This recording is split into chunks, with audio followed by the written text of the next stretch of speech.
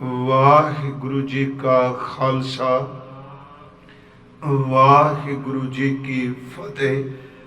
भाई हरचरण सिंह जी खालसा ਅੰਮ੍ਰਿਤ ਗੁਰਬਾਣੀ ਕੀਰਤਨ ਸਰਵਣ ਕਰਾ ਰਹੇ ਸਨ ਔਰ ਕੀਰਤਨ ਦੀ ਸਮਾਪਤੀ ਉਹਨਾਂ ਨੇ ਜੋ ਅੱਜ ਵਿਚਾਰ ਅਧੀਨ ਸਤਿਗੁਰੂ ਗੁਰੂ ਤੇਗ ਬਹਾਦਰ ਜੀ ਦਾ ਅੰਮ੍ਰਿਤ ਬਚਨ ਜਿਸ ਦੀ ਵਿਚਾਰ ਆਪਾਂ ਕਰਨੀ ਹੈ ਉਸ ਨੂੰ ਗਾਇਨ ਕੀਤਾ ਹੈ। ਆਓ ਸਤਿਗੁਰੂ ਗੁਰੂ ਤੇਗ ਬਹਾਦਰ ਜੀ ਦੇ ਚਰਨ ਪਰਸੀਏ। ਉਂਝ ਤਾਂ ਵੈਸੇ ਅਸੀਂ ਰੋਜ਼ ਹੀ ਨੌਵੇਂ ਸਤਿਗੁਰੂ ਜੀ ਦੇ ਚਰਨ ਪਰਸਨੇ ਆ ਤੇ ਦੇਖੋ ਗੁਰੂ ਗੋਬਿੰਦ ਸਿੰਘ ਜੀ ਦਾ ਇਹ ਬਚਨ ਅਟਲ ਹੈ, ਅਕੱਟ ਹੈ ਕਿ ਜਿਹੜਾ ਵੀ ਗੁਰੂ ਤੇਗ ਬਹਾਦਰ ਸਾਹਿਬ ਨੂੰ ਯਾਦ ਕਰੇਗਾ, ਉਹਨਾਂ ਦਾ ਸਿਮਰਨ ਚਿੰਤਨ ਕਰੇਗਾ, ਉਸ ਦੇ ਸਰੀਰ ਘਰ ਵਿੱਚ ਵੀ ਬਾਹਰ ਦੇ ਘਰ ਵਿੱਚ ਵੀ ਕਿਸੇ ਚੀਜ਼ ਦੀ ਕਮੀ ਨਹੀਂ ਰਹਿਣੀ। ਮੈਂ ਦੋ ਸ਼ਬਦ ਵਰਤੇ ਨੇ, ਸਰੀਰ ਘਰ, ਜਿਸ ਨੂੰ ਸਤਿਗੁਰੂ ਨੇ ਨੌ ਨਿਧ ਕਿਹਾ ਹੈ। ਇੱਕ ਤਾਂ ਨੌ ਨਿਧਾਂ ਨੇ ਇਹ ਬਾਹਰ ਦੇ ਖਜ਼ਾਨੇ, ਗੁਰਬਾਣੀ ਨੇ ਨੌ ਨਿਧ ਦੀ ਪਰਿਭਾਸ਼ਾ ਵੀ ਪ੍ਰਮਾਤਮਾ ਦਾ ਨਾਮ ਹੀ ਕੀਤੀ ਹੈ। नौ निध अमृत प्रभ का नाम देखी मैं इसका विश्राम। हजूर कहने तेग बहादुर सिमरे हैं, उन्होंने याद कीते हैं। घर नौ निध आवे ताए, दरवाजे तोड़ के भी दाहत आ जाएगी। ते अगला बचन सब थाई होए। इस तरीके नाल ना वाचिया कि सतगुरु आपे शब्द के अंदर समस्या दसदे ने कि बंदे दी मानसिक समस्या की है ते उस समस्या दा कारण की वो भी दस देंदे आ ते इन्ने कृपालु ने शब्द समाप्त होने तक उस समस्या दा हल भी दस देंदे आ। फिर बिनती समस्या की है, समस्या क्यों पैदा हुई, कारण की है ते इसदा हल की है। अज भी जिहड़ा शब्द असी विचारना है, पहलियां इहदियां रहाओ दियां तुकां जो दो ने, हजूर ने क्या साधो एह मन गहो ना जाई। अज भी सतगुरु ने साधो शब्द वरत्या, अज प्राणी नहीं वरत्या। कल जदों असीं पाठ कर रहे सन ना जी, ते कल दे शब्द विच प्राणी को हर जस मन नहीं आवे। अज जिहड़ा शब्द है उन्हां साधना वालियां वास्ते है जिहड़े यतन तां कर रहे ने, पूरा जोर ला रहे ने, टिल लांदे पे आ भी साडा मन टिकदा पर टिकदा कोई नहीं। ये साधना वालियां वास्ते है। साधो हे साधना करने वाले भले पुरुषो, महाराज कहंदे ए मन, एह मन आ जिहड़ा साडा मन है गहो ना जाही। गहो दा अर्थ पकड़ना, काबू करना, वस विच कर लेना। ना जाई, गहो ना जाई।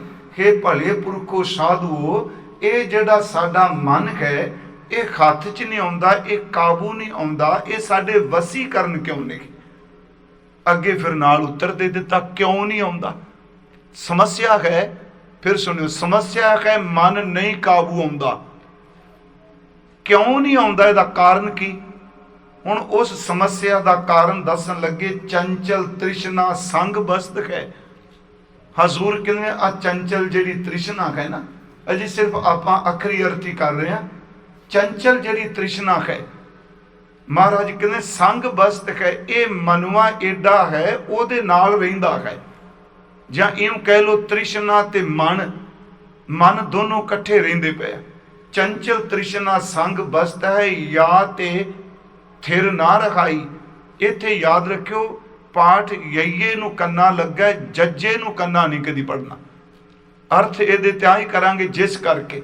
ਹਾਲਾਂਕਿ ਕਈ ਵਾਰੀ ਕੁਝ ਥਾਂ ਤੇ ਐਸੇ ਬਚਨ ਹੁੰਦੇ ਆ ਜਿੱਥੇ ਜੱਜੇ ਨੂੰ ਕੰਨਾ ਹੈ, ਅਰਥ ਉਹਦੇ ਵੀ ਇਹੀ ਨੇ। ਜਿਵੇਂ ਆਪ ਪਾਠ ਕਰਦੇ ਹੋ, ਜਾ ਕਰਤਾ ਸਿਰਠੀ ਕੋ ਸਾਜੇ, ਉਥੇ ਪਾਠ ਜਾਂ ਨਹੀਂ, ਜਾਂ ਜਿਸ ਕਰਤੇ ਨੇ ਪਰਮਾਤਮਾ ਨੇ। ਹੁਣ ਇੱਥੇ ਸਤਿਗੁਰੂ ਨੇ ਯਈਏ ਨਾਲ ਕੰਨਾ ਪਾਇਆ ਹੈ, ਅਰਥ ਇੱਥੇ ਵੀ ਉਹੀ ਨੇ, ਜਿਸ ਕਰਕੇ, ਜਾਂ ਤੇ ਜਿਸ ਲਈ। ਪਰ ਅਸੀਂ ਆਪਣੀ ਸਿਆਣਪ ਨਹੀਂ ਘੁੱਟਣੀ, ਜੋ ਗੁਰੂ ਤੇਗ ਬਹਾਦਰ ਸਾਹਿਬ ਨੇ ਬੋਲਿਆ ਅਸੀਂ ਉਹ ਹੀ ਸਤ ਬਚਨ ਕਰਕੇ ਪੜ੍ਹਨਾ ਹੈ। ਹਜ਼ੂਰ ਕਹਿ ਰਹੇ ਨੇ, ਸਾਧੋ ਇਹ ਮਨ ਗਇਓ ਨਾ ਜਾਈ, ਚੰਚਲ ਤ੍ਰਿਸ਼ਨਾ ਸੰਗ ਬਸਤ ਹੈ, ਜਾਂ ਤੇ ਥਿਰ ਨਾ ਰਹਾਈ। ਇਸ ਕਰਕੇ ਇਹ ਤ੍ਰਿਸ਼ਨਾ ਕਰਕੇ, ਇਹ ਚੰਚਲ ਤ੍ਰਿਸ਼ਨਾ ਇਸ ਮਨ ਨੂੰ ਟਿਕਣ ਨਹੀਂ ਦਿੰਦੀ, ਤੇ ਜਿਹੜਾ ਟਿਕਦਾ ਨਹੀਂ ਪਿਆ ਉਹਨੂੰ ਕਾਬੂ ਕਿੱਥੇ ਕਰ ਲਾਂਗੇ। ਇਹਦਾ ਮਤਲਬ ਹੋ ਗਿਆ ਸਮੱਸਿਆ, ਤੇ ਸਮੱਸਿਆ ਦਾ ਕਾਰਨ ਆ ਗਿਆ। ਅੱਗੇ ਸਮਾਧਾਨ ਵੀ ਗੁਰਦੇਵ ਦੱਸਣਗੇ। ਮੈਂ ਆਪ ਨੂੰ ਬੇਨਤੀ ਕਰਾਂ ਕਿ ਸਾਰੀ ਬਾਣੀ 'ਚ ਜੇ ਸਭ ਤੋਂ ਵੱਧ ਕਿਸੇ ਨੇ ਮਨ ਨੂੰ ਝੰਜੋੜਿਆ ਨਾ, ਉਂਝ ਤਾਂ ਹਰ ਗੁਰੂ ਸਾਹਿਬ ਨੇ ਮਨ ਦਾ ਜ਼ਿਕਰ ਕੀਤਾ ਹੈ। ਵੇਖੋ ਗੁਰੂ ਨਾਨਕ ਸਾਹਿਬ ਜ਼ਿਕਰ ਕਰਨਗੇ, ਗੁਰੂ ਅੰਗਦ ਸਾਹਿਬ, ਗੁਰੂ ਰਾਮਦਾਸ, ਗੁਰੂ ਅਮਰਦਾਸ, ਸਾਰੇ ਕਰਨਗੇ। ਤੇ ਮੈਨੂੰ ਇੰਝ ਪ੍ਰਤੀਤ ਹੁੰਦਾ ਜੇ ਕਿਸੇ ਮਨ ਦੀਆਂ ਇੰਨੀਆਂ, ਗੁਰੂ ਤੇਗ ਬਹਾਦਰ ਦਾ ਜੀਵਨ ਮਨ ਦੀ ਸਾਧਨਾ ਹੈ, ਉਹਨੂੰ ਹਰ ਤਰੀਕੇ ਨਾਲ ਸਮਝਾਉਂਦੇ ਪਏ ਆ। ਜਿਵੇਂ ਅਸੀਂ ਸ਼ੁਰੂਆਤ ਕੀਤੀ ਸੀ, ਸਾਧੋ ਮਨ ਕਾ ਮਾਨ ਤਿਆਗੋ, ਉੱਥੇ ਵੀ ਮਨ ਦੀ ਗੱਲ ਕਰਦੇ ਪਏ ਆ। ਜਿਵੇਂ ਅੱਜ ਅਸੀਂ ਪੜ੍ਹਿਆ, ਸਾਧੋ ਇਹ ਮਨ ਗਇਓ ਨਾ ਜਾਈ, ਜਾਂ ਸਤਿਗੁਰੂ ਕਹਿੰਦੇ ਨੇ, ਮਨ ਰੇ ਕੌਣ ਕੁਮਤ ਤੈ ਲੀਨੀ, ਮਨ ਰੇ ਕਹਾਂ ਭਇਓ ਤੈ ਬੌਰਾ, ਜਾਗ ਲਿਓ ਰੇ ਮਨਾ ਜਾਗ ਲਿਓ, ਕਹਾਂ ਗਾਫਿਲ ਸੋਇਆ। ਇਹ ਦੇਖੋ ਸਾਰੇ ਸ਼ਬਦ ਜਿਹੜੇ ਨੇ, ਉਹ ਸਭ ਤੋਂ ਜ਼ਿਆਦਾ ਜ਼ੋਰ ਜਿਹੜਾ ਗੁਰੂ ਤੇਗ ਬਹਾਦਰ ਸਾਹਿਬ ਇਸ ਮਨ ਤੇ ਦਿੰਦੇ ਪਏ ਆ। ਭਾਵੇਂ ਅਸੀਂ ਇਹਦੀ ਵਿਚਾਰ ਬਹੁਤ ਵਾਰੀ ਕੀਤੀ ਹੈ, ਪਰ ਇਹ ਇੰਨਾ ਚਲਾ ਕੇ ਦੀ ਰੋਜ਼ ਵੀ ਗੱਲ ਕਰੋ ਤਾਂ ਵੀ ਛੇਤੀ ਕਾਬੂ ਨਹੀਂ ਆਉਂਦਾ। ਉਂਝ ਬੰਦੇ ਨੂੰ ਕਹੀਏ ਨਾ, ਇੱਕ ਦਿਨ ਕਹੀਏ, 2 ਦਿਨ, ਨਿਆਣੇ ਨੂੰ ਤੁਸੀਂ 2 ਦਿਨ ਗੱਲ ਕਰੋ, ਉਹ ਤੁਹਾਨੂੰ ਚੌਥੇ ਦਿਨ ਖਿੱਚ ਕੇ ਕਹੇਗਾ ਮੈਂ ਕੋਈ ਕਮਲਾ ਹਾਂ। ਤੁਸੀਂ ਇੱਕ ਵਾਰੀ ਕਹਿ ਦਿੱਤਾ ਠੀਕ ਹੈ, ਮੈਨੂੰ ਪਤਾ ਲੱਗ ਗਿਆ ਜੋ ਤੁਸੀਂ ਕਹਿਣਾ ਚਾਹੁੰਦੇ ਹੋ। ਪਰ ਇਹ ਬੜਾ ਚੰਚਲ, ਚ ਇਹਨੂੰ ਰੋਜ਼ ਵੀ ਸੱਟਾਂ ਮਾਰੀਏ ਫਿਰ ਵੀ ਨਹੀਂ ਛੇਤੀ ਸਮਝਦਾ। ਅੱਜ ਮੈਂ ਫਿਰ ਬੇਨਤੀ ਕਰਾਂਗਾ ਕਿ ਅਸਲ 'ਚ ਮਨ ਜਿਹੜਾ ਹੈ, ਉਸ ਦਿਨ ਮੈਂ ਅਰਜ਼ ਕੀਤੀ, ਭਾਵੇਂ ਕਿ ਪੜ੍ਹੇ ਲਿਖੇ ਸੱਜਣਾ ਨੇ ਇਸ ਮਨ ਦੇ 3-4 ਹਿੱਸੇ ਕਰ ਦਿੱਤੇ, ਬੜਾ ਸਰਲ ਜਿਹਾ। ਚਲੋ ਜਿਵੇਂ ਤੁਸੀਂ ਆਪ ਪੜ੍ਹੇ ਲਿਖੇ ਹੋ, ਕੌਨਸ਼ੀਅਸ, ਸਬ ਕੌਨਸ਼ੀਅਸ, ਸੁਪਰ ਕੌਨਸ਼ੀਅਸ, ਸੁਚੇਤ ਮਨ, ਅਚੇਤ ਮਨ, ਅਵਚੇਤ ਮਨ, ਇਹ ਸ਼ਬਦ ਅਸੀਂ ਕਹਿੰਦੇ ਹਾਂ। ਇਹ ਸਭ ਨੂੰ ਪਤਾ ਹੈ ਵੀ ਜਿਹੜੇ ਦੂਸਰੇ 2 ਨੇ ਉਹਨਾਂ ਦਾ ਸੰਬੰਧ ਵੀ ਪਹਿਲੇ ਕਰਕੇ ਹੈ। ਕੌਨਸ਼ੀਅਸ ਦਰ ਤੇ ਸੁਚੇਤ, ਜੋ ਕੁਝ ਅਸੀਂ ਇਸ ਵੇਲੇ ਬੋਲ ਰਹੇ ਹਾਂ, ਜੋ ਕੁਝ ਦੇਖ ਰਹੇ ਹਾਂ, ਜੋ ਕੁਝ ਸੁਣ ਰਹੇ ਹਾਂ, ਇਹ ਸਭ ਕੁਝ ਸੁਚੇਤ ਮਨ ਦਾ ਕੰਮ ਚੱਲਦਾ ਪਿਆ। ਤੇ ਜਦੋਂ ਇਹਦੇ ਕੋਲ ਜਾਣਕਾਰੀ ਬੜੀ ਇਕੱਠੀ ਹੋ ਜਾਂਦੀ ਹੈ ਤੇ ਇਹ ਸੁਚੇਤ ਉਹ ਕੁਝ ਨਹੀਂ ਚੱਲ ਸਕਦਾ। ਮੈਂ ਬੇਨਤੀ ਕਰਾਂ, ਇਹ ਪੜ੍ਹੇ ਲਿਖਿਆ ਨੇ ਕਿਹਾ, ਖਾਸ ਕਰਕੇ ਫਰਾਇਡ ਨੇ, ਸਿਗਮਨ ਫਰਾਇਡ, ਜਿਹਦੇ ਮਨੋਵਿਗਿਆਨ ਨੂੰ ਲੋਕਾਂ ਬਹੁਤ ਸਵੀਕਾਰ, ਅੱਜ ਤਾਂ ਸਾਇੰਸ ਉਸ ਨੂੰ ਇਲਾਜ ਦੇ ਤੌਰ ਤੇ ਵੀ ਸਵੀਕਾਰ ਕਰ ਗਈ, ਮਨੋਵਿਗਿਆਨੀ ਜਿਹੜੇ ਨੇ। ਪਰ ਜਦੋਂ ਅਸੀਂ ਗੁਰਬਾਣੀ 'ਚ ਪੜਾਂਗੇ ਫਿਰ ਸਾਨੂੰ ਮਨ ਦੇ ਕਈ ਰੂਪ ਦਿਸਣਗੇ। ਉਂਝ ਉਹ ਕਹਿੰਦੇ ਆ ਸੁਚੇਤ ਮਨ 'ਚ ਜੋ ਕੁਝ ਪਿਆ ਹੈ, ਕੌਨਸ਼ੀਅਸ ਮਾਈਂਡ 'ਚ ਜਦੋਂ ਇਹ ਪੂਰਾ ਭਰ ਜਾਂਦਾ ਹੈ ਨਾ ਜੀ, ਇਹ ਫਿਰ ਜਦੋਂ ਉਹ ਭਰਦਾ ਹੈ, ਉਹ ਸਾਰੇ ਦੇ ਸਾਰੇ ਖਿਆਲ ਚੁੱਕ ਕੇ ਜਿਹੜਾ ਸਬ ਕੌਨਸ਼ੀਅਸ ਦੇ ਸਟੋਰ ਵਿੱਚ ਸੁੱਟ ਦਿੰਦਾ ਹੈ, ਜਿਹਨੂੰ ਅਚੇਤ ਮਨ ਕਹਿੰਦੇ ਆ। ਫਿਰ ਬੇਨਤੀ, ਜੋ ਕੁਝ ਖਿਆਲ ਹੁੰਦਾ ਹੈ ਉਹ ਸਾਡੇ ਫਿਰ ਅਚੇਤ, ਸੁਚੇਤ ਤੋਂ ਅਚੇਤ ਮਨ ਚਲਾ ਜਾਂਦਾ ਹੈ। ਉਂਝ ਸਾਧਨਾ ਵਾਲੇ ਗੁਰਮੁਖ ਮਹਾਂਪੁਰਖ ਇਹ ਦੱਸਦੇ ਨੇ ਕਿ ਅਚੇਤ ਮਨ ਵਿੱਚ ਇੰਨਾ ਕੁਝ ਪਿਆ ਹੋਇਆ ਹੈ, ਇਕੱਲੇ ਇਸ ਜਨਮ ਦੀ ਜਾਣਕਾਰੀ ਨਹੀਂ, ਜਦੋਂ ਅਚੇਤ ਮਨ ਤੇ ਕੋਈ ਨਜ਼ਰ ਦੌੜਾਉਂਦਾ ਹੈ ਤੇ ਉਹ ਪਿਛਲੇ ਜਨਮਾਂ ਦੀਆਂ ਵੀ ਗੱਲਾਂ ਦੱਸਣ ਲੱਗ ਪੈਂਦਾ, ਕਿਉਂ ਉਹਦੇ ਵਿੱਚ ਉਹ ਕੁਝ ਵੀ ਪਿਆ ਹੋਇਆ ਹੈ। ਇੱਥੇ ਫਿਰ ਬੇਨਤੀ ਹੈ ਕਿ ਜੋ ਅਸੀਂ ਸੋਚਨੇ ਆ, ਅਚੇਤ ਮਨ ਜਿਹੜਾ ਸਾਨੂੰ ਪਤਾ ਨਹੀਂ ਲੱਗਦਾ ਕੰਮ ਕਰ ਜਾਂਦਾ ਹੈ। ਅਚਨਚੇਤ ਉਹ ਅੰਦਰ ਦਾ ਸਿਸਟਮ ਐਸਾ ਹੈ, ਮੈਂ ਅੰਦਰ ਸ਼ਬਦ ਵਰਤ ਲਿਆ ਪਰ ਉਹ ਫਿਜ਼ੀਕਲ ਤਾਂ ਹੈ ਨਹੀਂ, ਉਹ ਅਦ੍ਰਿਸ਼ਟ ਹੈ। ਹੁਣ ਉਹ ਜਿਹੜਾ ਸੁਚੇਤ ਮਨ ਹੈ, ਉਹ ਜਦੋਂ ਕੋਈ ਚੀਜ਼ ਯਾਦ ਕਰਨੇ ਆ, ਮੰਨ ਲਓ ਅਸੀਂ ਸਾਡੀਆਂ ਸਭ ਨਾਲ ਵਾਪਰਦਾ, ਉਮਰ ਦੇ ਢਲ ਨਾਲ ਨਾ ਤਕਰੀਬਨ ਵਾਪਰਨ ਲੱਗ ਪੈਂਦਾ ਹੈ। ਅਸੀਂ ਕਹਿੰਦੇ ਹਾਂ ਜੀ ਫਲਾਣਾ ਬੰਦਾ, ਉਹਦਾ ਨਾਂ ਕੀ, ਫਿਰ ਅਸੀਂ ਕਹਿੰਦੇ ਨਹੀਂ ਮੈਨੂੰ ਨਾਂ ਯਾਦ ਨਹੀਂ ਆ ਰਿਹਾ, ਫਿਰ ਨਾਲੇ ਵੀ ਕਹਿੰਦੇ ਮੇਰੇ ਮੂੰਹ ਦੇ ਉੱਤੇ ਵੇ, ਜੇ ਮੂੰਹ ਦੇ ਉੱਤੇ ਤੇ ਬਾਹਰ ਕਿਉਂ ਨਹੀਂ ਆਉਂਦਾ, ਹੈ ਜ਼ਰੂਰ।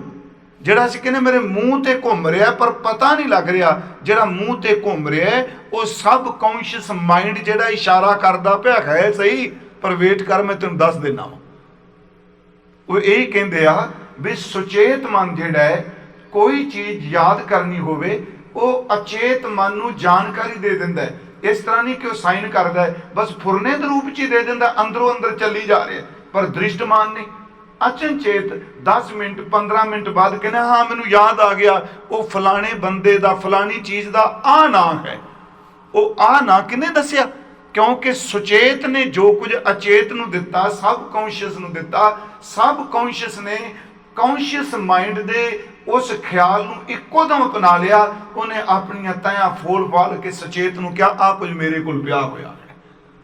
ਇਸੇ ਕਰਕੇ ਮੈਂ ਕਿਹਾ ਜਦੋਂ ਕਿਤੇ ਮੂਲ ਪਛਾਣਨ ਦੀ ਗੱਲ ਚੱਲੇਗੀ, ਅਚੇਤ ਮਨ ਵਿੱਚ ਜਾਂ ਕਹਿ ਲਓ ਸੁਪਰ ਕੌਂਸ਼ੀਅਸ ਮਾਈਂਡ, ਇਹਦੇ ਵਿੱਚ ਚੱਲਦਿਆਂ ਚੱਲਦਿਆਂ ਬੰਦਾ ਜਿਉਂਦੇ ਜੀ ਉਸ ਥਾਂ ਤੇ ਪਹੁੰਚ ਜਾਏਗਾ ਜਿੱਥੋਂ ਇਹਦੀ ਸ਼ੁਰੂਆਤ ਹੋਈ ਹੈ। ਸਤਿਗੁਰੂ ਇਹ ਸ਼ਬਦ ਵਰਤਦੇ ਪਿਆ, ਮੈਂ ਬੜੇ ਸਰਲ ਜੀ ਬੇਨਤੀ ਕਰਾਂ ਕਿ ਮਨ, ਸੰਕਲਪ, ਵਿਕਲਪ, ਰਾਗ, ਦਵੇਸ਼, ਦੁੱਖ, ਸੁਖ, ਇਹ ਸਿੱਧੀ ਜੀ ਗੱਲ ਇਹ ਅਦ੍ਰਿਸ਼ਟ ਹੈ, ਪਰ ਸੱਚ ਇਹ ਵੇ ਕਿ ਇਹ ਪੂਰੇ ਦੇ ਪੂਰੇ ਸਰੀਰ ਵਿੱਚ ਰਚਿਆ ਹੋਇਆ। ਕਈ ਵਾਰੀ ਅਸੀਂ ਕਹਿੰਦੇ ਬਾਣੀ 'ਚ ਤਾਂ ਕਹਿੰਦੀ, ਮੈਂ ਇੱਕ ਦਿਨ ਕਿਹਾ ਕਿ ਸਤਿਗੁਰੂ ਦੀ ਬਾਣੀ ਦਾ ਜਦੋਂ ਪਾਠ ਕਰਨੇ ਆ, ਦੇਖੋ ਉਦੋਂ ਗੁਰੂ ਸਾਹਿਬ ਬਹੁਤ ਖੋਜਣ ਲਈ ਤੋਰਦੇ ਆ। ਇੱਥੇ ਇੱਕ ਵਾਰ ਕਿਹਾ ਸੀ ਕਿਤੇ ਸਤਿਗੁਰੂ ਕਹਿੰਦੇ ਨੇ ਗੁਰਮੁਖ ਹੋਏ ਸੋ ਕਾਇਆ ਖੋਜੈ, ਗੁਰਮੁਖ ਕਾਇਆ ਨੂੰ ਖੋਜੇਗਾ। ਪਰ ਨਾਲ ਹੀ ਕਹਿਣਗੇ ਇਸ ਮਨ ਕੋ ਕੋਈ ਖੋਜੋ ਭਾਈ। ਫਿਰ ਦੇਖੋ ਦ੍ਰਿਸ਼ਟਮਾਨ ਨੂੰ ਖੋਜਦਿਆਂ ਖੋਰਦਿਆਂ ਇਹਦੇ ਚ ਹੋਰ ਲੱਭ। ਅਗਲਾ ਸ਼ਬਦ ਫਿਰ ਸਤਿਗੁਰੂ ਵਰਤਣਗੇ, ਬੰਦੇ ਖੋਜ ਦਿਲ ਹਰ ਰੋਜ਼ ਨੇ ਫਿਰ ਪਰੇਸ਼ਾਨੀ ਮਾਹੇ।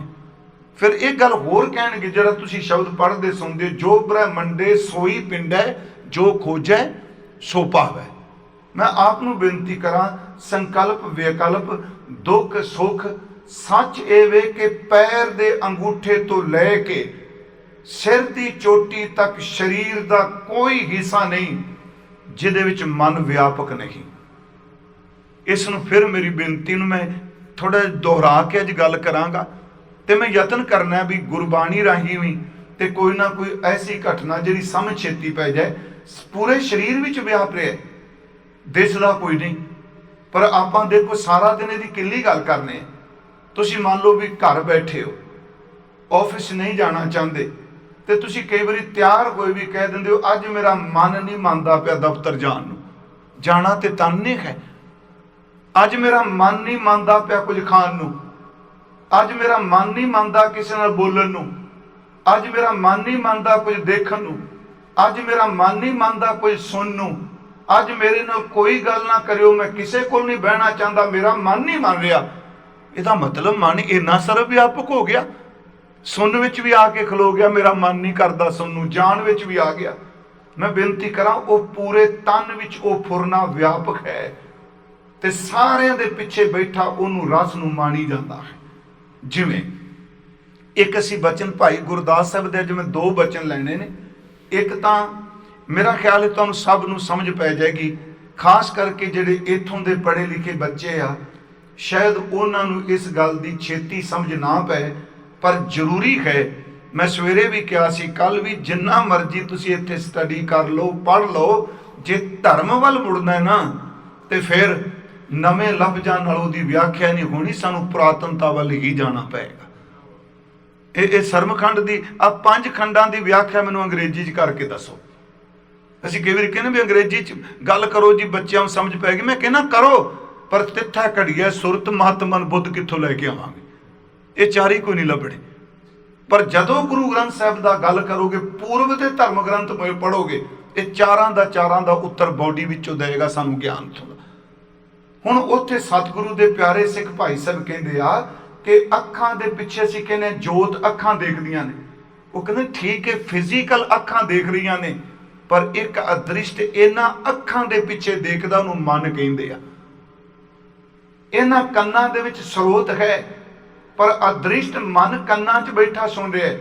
ਆ ਜੀਭ ਨਾਲ ਭੋਜਨ ਛਕਣਾ, ਉਹ ਜੀਭ 'ਚ ਬੈਠਾ ਚੱਖ ਰਿਹਾ। ਭਾਈ ਸਾਹਿਬ ਨੇ ਲਿਖਿਆ ਹੈ ਕਿ ਅੱਖੀ ਅੰਦਰ ਵੇਖਦਾ ਕਰਚੋਜ ਬਣਾਣਾ, ਕੰਨੀ ਸੁਣਦਾ ਉਹ ਕੰਨਾਂ ਰਾਹੀਂ ਵੀ ਸੁਣ ਰਿਹਾ ਹੈ। ਆਖਾਣ ਵਿਖਾਣਾ, ਜੇਬ ਅੰਦਰ ਬੋਲਦਾ ਬਹੁ ਸਾਧ ਲੁਭਾਣਾ, ਹੱਥੀ ਕਿਰਤ ਕਮਾਵਦਾ ਪੱਗ ਚੱਲੇ ਸੁਜਾਣਾ, ਦੇਹੀ ਅੰਦਰ ਇੱਕ ਮਨ ਇੰਦਰੀ ਪਰਵਾਣਾ। ਸਾਰੀਆਂ ਇੰਦਰਾਂ ਨੇ ਸਵੀਕਾਰ ਕਰ ਲਿਆ ਹੈ ਇੱਕ, ਉਹਨੇ ਸਾਰਿਆਂ ਨੂੰ ਆਪਣੇ ਆਪ ਨੂੰ ਇਹ ਇੰਦਰੀਆਂ ਨੂੰ ਕਾਬੂ ਕਰ ਲਿਆ। ਤੇ ਇਸੇ ਕਰਕੇ ਜਿਵੇਂ ਮੈਂ ਕਿਹਾ ਵੀ ਨੈਗੇਟਿਵ ਜਦੋਂ ਕਰਦਾ ਉਦੋਂ ਹੀ ਮਨ ਕਹਿੰਦਾ ਮੈਂ ਨਹੀਂ ਕਰਨਾ, ਮੈਂ ਨਹੀਂ ਸੁਣਨਾ, ਮੈਂ ਨਹੀਂ ਮਿਲਣਾ। ਤੇ ਜਦੋਂ ਇਹ ਪੋਜ਼ਿਟਿਵ ਚੱਲ ਪੈਂਦਾ ਉਦੋਂ ਕਹਿੰਦਾ ਅੱਜ ਇੰਨਾ ਭਾਈ ਸਾਹਿਬ ਨੇ ਕੀਰਤਨ ਸੋਹਣਾ ਕੀਤਾ, ਮਨ ਬਾਗੋ ਬਾਗ ਹੋ ਗਿਆ। ਕਦੇ ਨਹੀਂ ਕਹਿੰਦਾ ਕੰਨ ਬਾਗੋ ਬਾਗ ਹੋ ਗਏ, ਕਿਉਂਕਿ ਇਹਦੇ ਪਿੱਛੇ ਕੋਈ ਹੋਰ ਸੁਣ ਰਿਹਾ। ਤੁਸੀਂ ਦੀਦਾਰ ਕਰਕੇ ਕਹਿੰਦੇ ਹੋ ਦਰਸ਼ਨ ਕਰਕੇ ਮਨ ਨੂੰ ਠੰਡ ਪੈ ਗਈ। ਅੱਖਾਂ ਨੇ ਵੇਖਿਆ, ਇਹਨਾਂ ਨੂੰ ਕਿਉਂ ਨਾ ਠੰਡ ਪਈ? ਕਿਉਂਕਿ ਇਹਨਾਂ ਦੇ ਪਿੱਛੇ ਕੋਈ ਅਦ੍ਰਿਸ਼ਟ ਦੇਖ ਰਿਹਾ ਹੈ। ਮਹਾਰਾਜ ਕਹਿੰਦੇ ਨੇ ਭਾਈ ਸੱਜਣੋ, ਉਹ ਮਨ ਸਾਰੀਆਂ ਥਾਵਾਂ ਤੇ, ਫਿਰ ਤੇਜ ਕਿੰਨਾ ਹੈ? ਇਹ ਮੈਂ ਥੋੜੇ ਜਿਹੇ ਅਰਥ ਕਰਨੇ ਨੇ। ਇਹ ਤਾਂ ਕਰਨ ਲੱਗਾ, ਗੁਰਬਾਣੀ 'ਚ ਇੱਕ ਸ਼ਬਦ ਹੁੰਦਾ ਮਨ, ਇੱਕ ਹੁੰਦਾ ਮਨ, ਜਿਹਨੂੰ ਅਸੀਂ ਮਨ ਨੂੰ ਕਹਿ ਰਹੇ ਨੇ ਸੰਕਲਪੋ ਵਿਕਲਪੋ ਵਾ ਮਨੋ। ਅਸਲ ਵਿੱਚ ਫਾਰਸੀ ਵਿੱਚ ਮਨ ਦਾ ਲਫ਼ਜ਼ੀ ਅਰਥ ਹੈ ਮੈਂ। ਜਦੋਂ ਫਾਰਸੀ ਵਿੱਚ ਪੜੋਗੇ ਉੱਥੇ ਮਨ ਦਾ ਅਰਥ ਇਹ ਨਹੀਂ, ਮਨ ਦਾ ਅਰਥ ਹੈ ਮੈਂ। ਬੜੇ ਸ਼ਬਦ ਗੁਰੂ ਗੋਬਿੰਦ ਸਿੰਘ ਨੇ ਜ਼ਫਰਨਾਮੇ 'ਚ ਮਨ ਵਰਤਿਆ ਕਿ ਮੈਂ। ਹੁਣ ਜਦੋਂ ਅਸੀਂ ਇੱਕ ਸ਼ਬਦ ਹੁੰਦਾ ਮਨ, ਮੈਂ ਤਾਂ ਇਹ ਵਿਆਖਿਆ ਕਰਨ ਲੱਗਾ ਕਿ ਮਤਾਂ ਕੋਈ ਸੋਚੇ ਤਾਂ ਬੜੀਆਂ ਪੁਰਾਣੀਆਂ ਗੱਲਾਂ ਜੀ। ਅੱਜ ਕੱਲ੍ਹ ਬੱਚਿਆਂ ਨੂੰ ਜਦੋਂ ਇਹ ਪਾਠ ਕਰੋਗੇ 3.5 ਮਣ ਦੇਹੁਰੀ ਚੱਲੇ ਪਾਣੀ ਅੰਨ, 3.5 ਦੇ ਤੇ ਅਰਥ ਹੋ ਜਾਣਗੇ ਨਾ, ਪਰ ਮਨ ਦੇ ਅਰਥ ਕੀ ਕਰਾਂਗੇ? ਉਹ ਮਨ ਦਾ ਅਰਥ ਤਾਂ ਇਹ ਮਨ ਹੈ ਹੀ ਨਹੀਂ। ਜਦੋਂ ਇਹ ਪਾਠ ਕਰਾਂਗੇ ਨਾਨਕ ਕਾਗਦ ਲੱਖ ਮਣਾ, ਲੱਖ ਦੇ ਅਰਥ ਤਾਂ ਕਰ ਦਿਓਗੇ ਤੇ ਮਣਾ ਦੇ ਅਰਥ ਕਿੱਥੋਂ ਲੱਭਣ ਜਾਵਾਂਗੇ?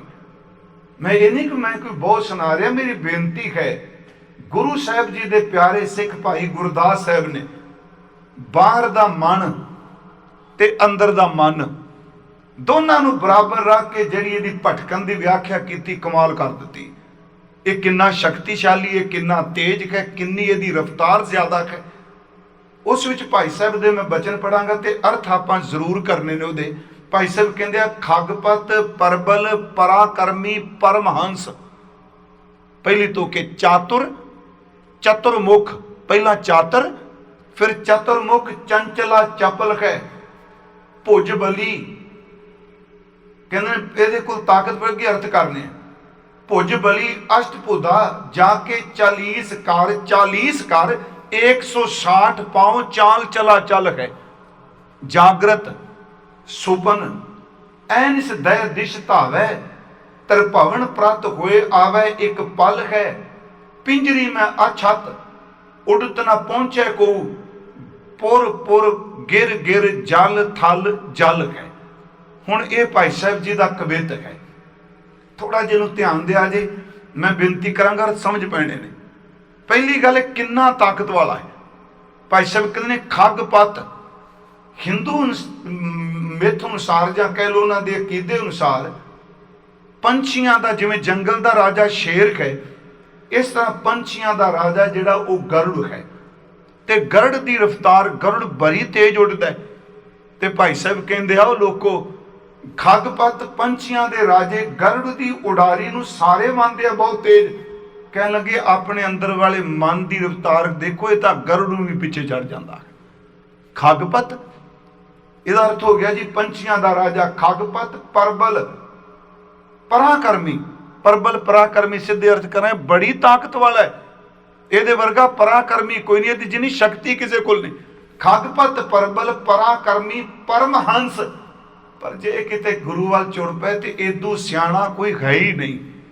ਇਹ ਪਰਮਹੰਸ ਵੀ ਹੈ, ਤੇਜ ਵੀ ਬੜਾ ਹੈ, ਤਾਕਤ ਵਾਲਾ ਵੀ ਬੜਾ ਹੈ, ਤੇ ਅੱਤ ਦਾ ਸਿਖਰ ਦਾ ਪਰਮਹੰਸ। ਖਗਪਤ ਪਰਬਲ ਪਰਾਕਰਮੀ ਪਰਮਹੰਸ। ਚਾਤਰ ਚਲਾਕ ਬੜਾ ਜੇ, ਕਹਿੰਦਾ ਜਿਹਦੇ ਚ ਰਹਿੰਦਾ ਉਹਨੂੰ ਹੀ ਧੋਖਾ ਦੇਈ ਜਾਂਦਾ। ਸਾਨੂੰ ਕਰਦੇ ਇਸ ਤਰ੍ਹਾਂ ਨਾ।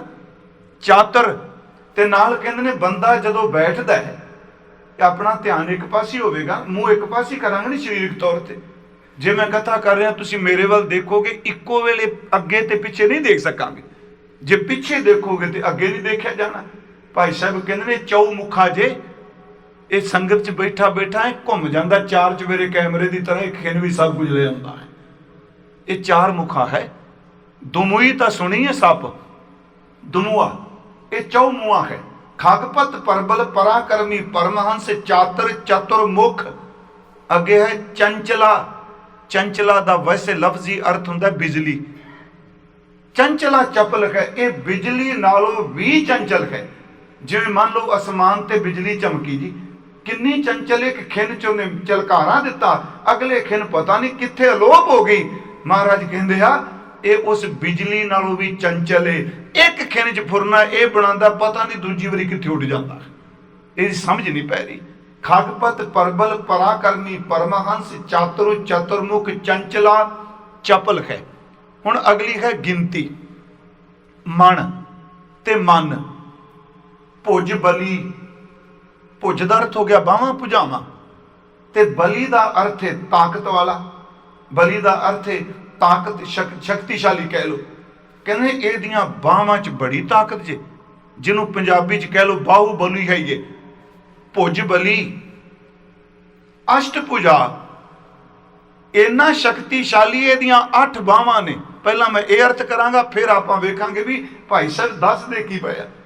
ਭੁਜ ਬਲੀ ਬਾਹੂਬਲੀ ਹੈ, ਅਸ਼ਟਭੁਜਾ, 8 ਇਹਦੀਆਂ ਬਾਹਾਂ ਨੇ। ਜਾ ਕੇ 40 ਕਰ, 40 ਇਹਦੇ ਹੱਥ ਨੇ। 160 ਪਾਉ। ਜਿਵੇਂ ਹੁਣ ਮੈਂ ਬਿੰਦੀ ਲਾ ਕੇ ਬੋਲ ਰਿਹਾ ਪਾਉ, ਫਿਰ ਮੈਂ ਜਦੋਂ ਅਰਥ ਕਰਾਂਗਾ ਬਿੰਦੀ ਤੋਂ ਬਿਨਾ ਹੋਣਗੇ ਤੇ 2 ਅਰਥ ਨੇ। ਫਿਰ ਬੇਨਤੀ, ਭੁਜ ਬਲੀ ਅਸ਼ਟਭੁਜਾ ਜਾ ਕੇ 40 ਕਰ, 160 ਪਾਉ, 100 ਤੇ 60 ਪੈਰ ਨੇ। ਚਾਲ ਚਲਾ ਚੱਲ ਹੈ, ਕਹਿੰਦੇ ਇਹਨੂੰ ਕਾਬੂ ਕਰ ਲਏਗਾ। ਜਿਹਦੇ 2 ਬਾਹਾਂ ਨੇ ਉਹਨੇ ਦੁਨੀਆ ਦੀ ਬੱਸ ਕਰਾਈ ਪਈ, ਤੇ 8 ਬਾਹਾਂ ਲਈ ਫਿਰਦਾ। ਜਿਹਦੇ 2 ਹੱਥ ਨੇ ਉਹ ਨਹੀਂ ਟਿਕਣ ਦਿੰਦਾ, ਤੇ 40 ਹੱਥ ਨੇ। ਉਹ ਬੰਦੇ ਦੇ 2 ਪੈਰ ਨੇ, ਨਹੀਂ ਟਿਕਦਾ ਪਿਆ ਇਹਦੇ ਤੇ। 160 ਪੈਰ ਨੇ।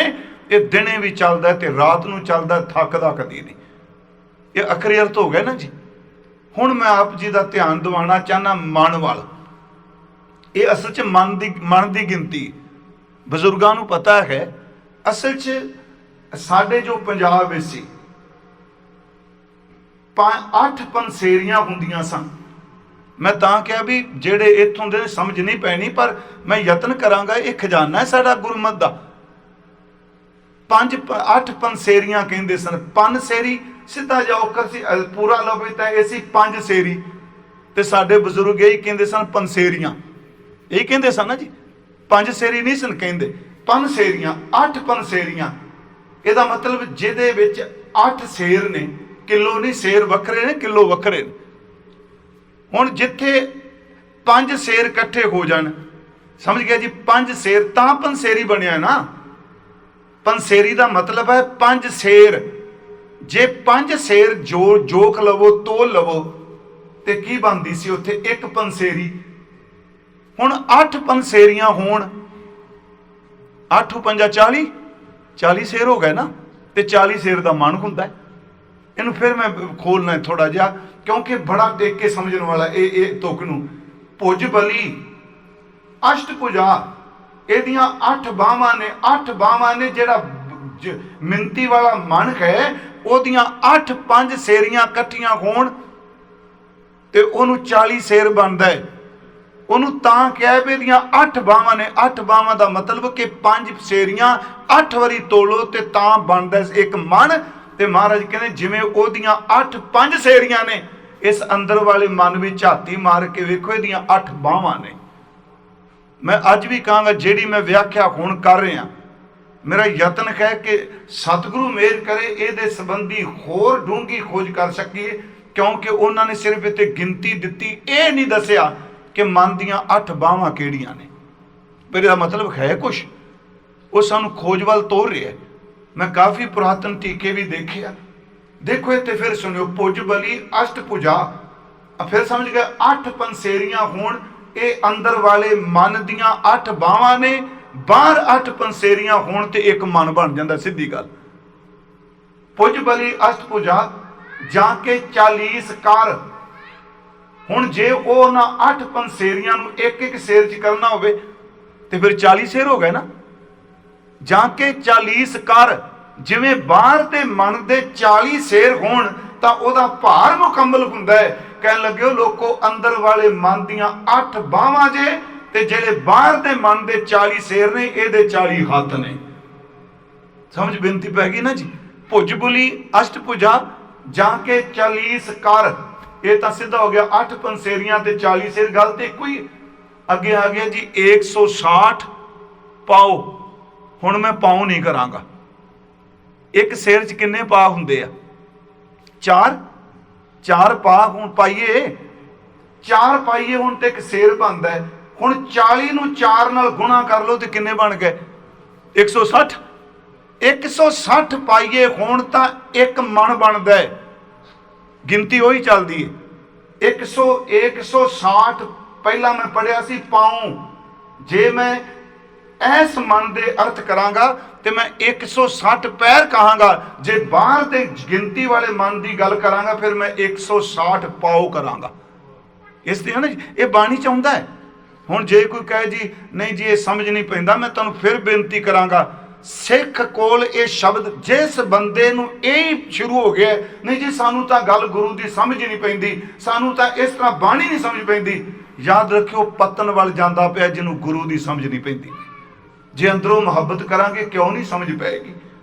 ਇਹ ਇਕੱਲਾ ਕੈਮਿਸਟਰੀ ਦਾ ਸੂਤਰ ਨਹੀਂ, ਇਹ ਮੈਥ ਦੇ ਸੂਤਰ ਨਹੀਂ, ਸਵਾਲ ਨਹੀਂ ਕਿ ਇੱਕ ਪਾਸੇ ਜ਼ੋਰ ਲਾਓ, ਪੂਰਾ ਜ਼ੋਰ ਲਾਓ। ਤੇ ਕਈ ਵਾਰੀ ਅਸੀਂ ਪੜ੍ਹਦੇ ਰਹੇ, ਮਾਸਟਰ ਕਹਿੰਦੇ ਸਨ ਸਮਝ ਕੋਈ ਨਹੀਂ ਪੈਣੀ, ਰੱਟਾ ਹੀ ਲਾਓ।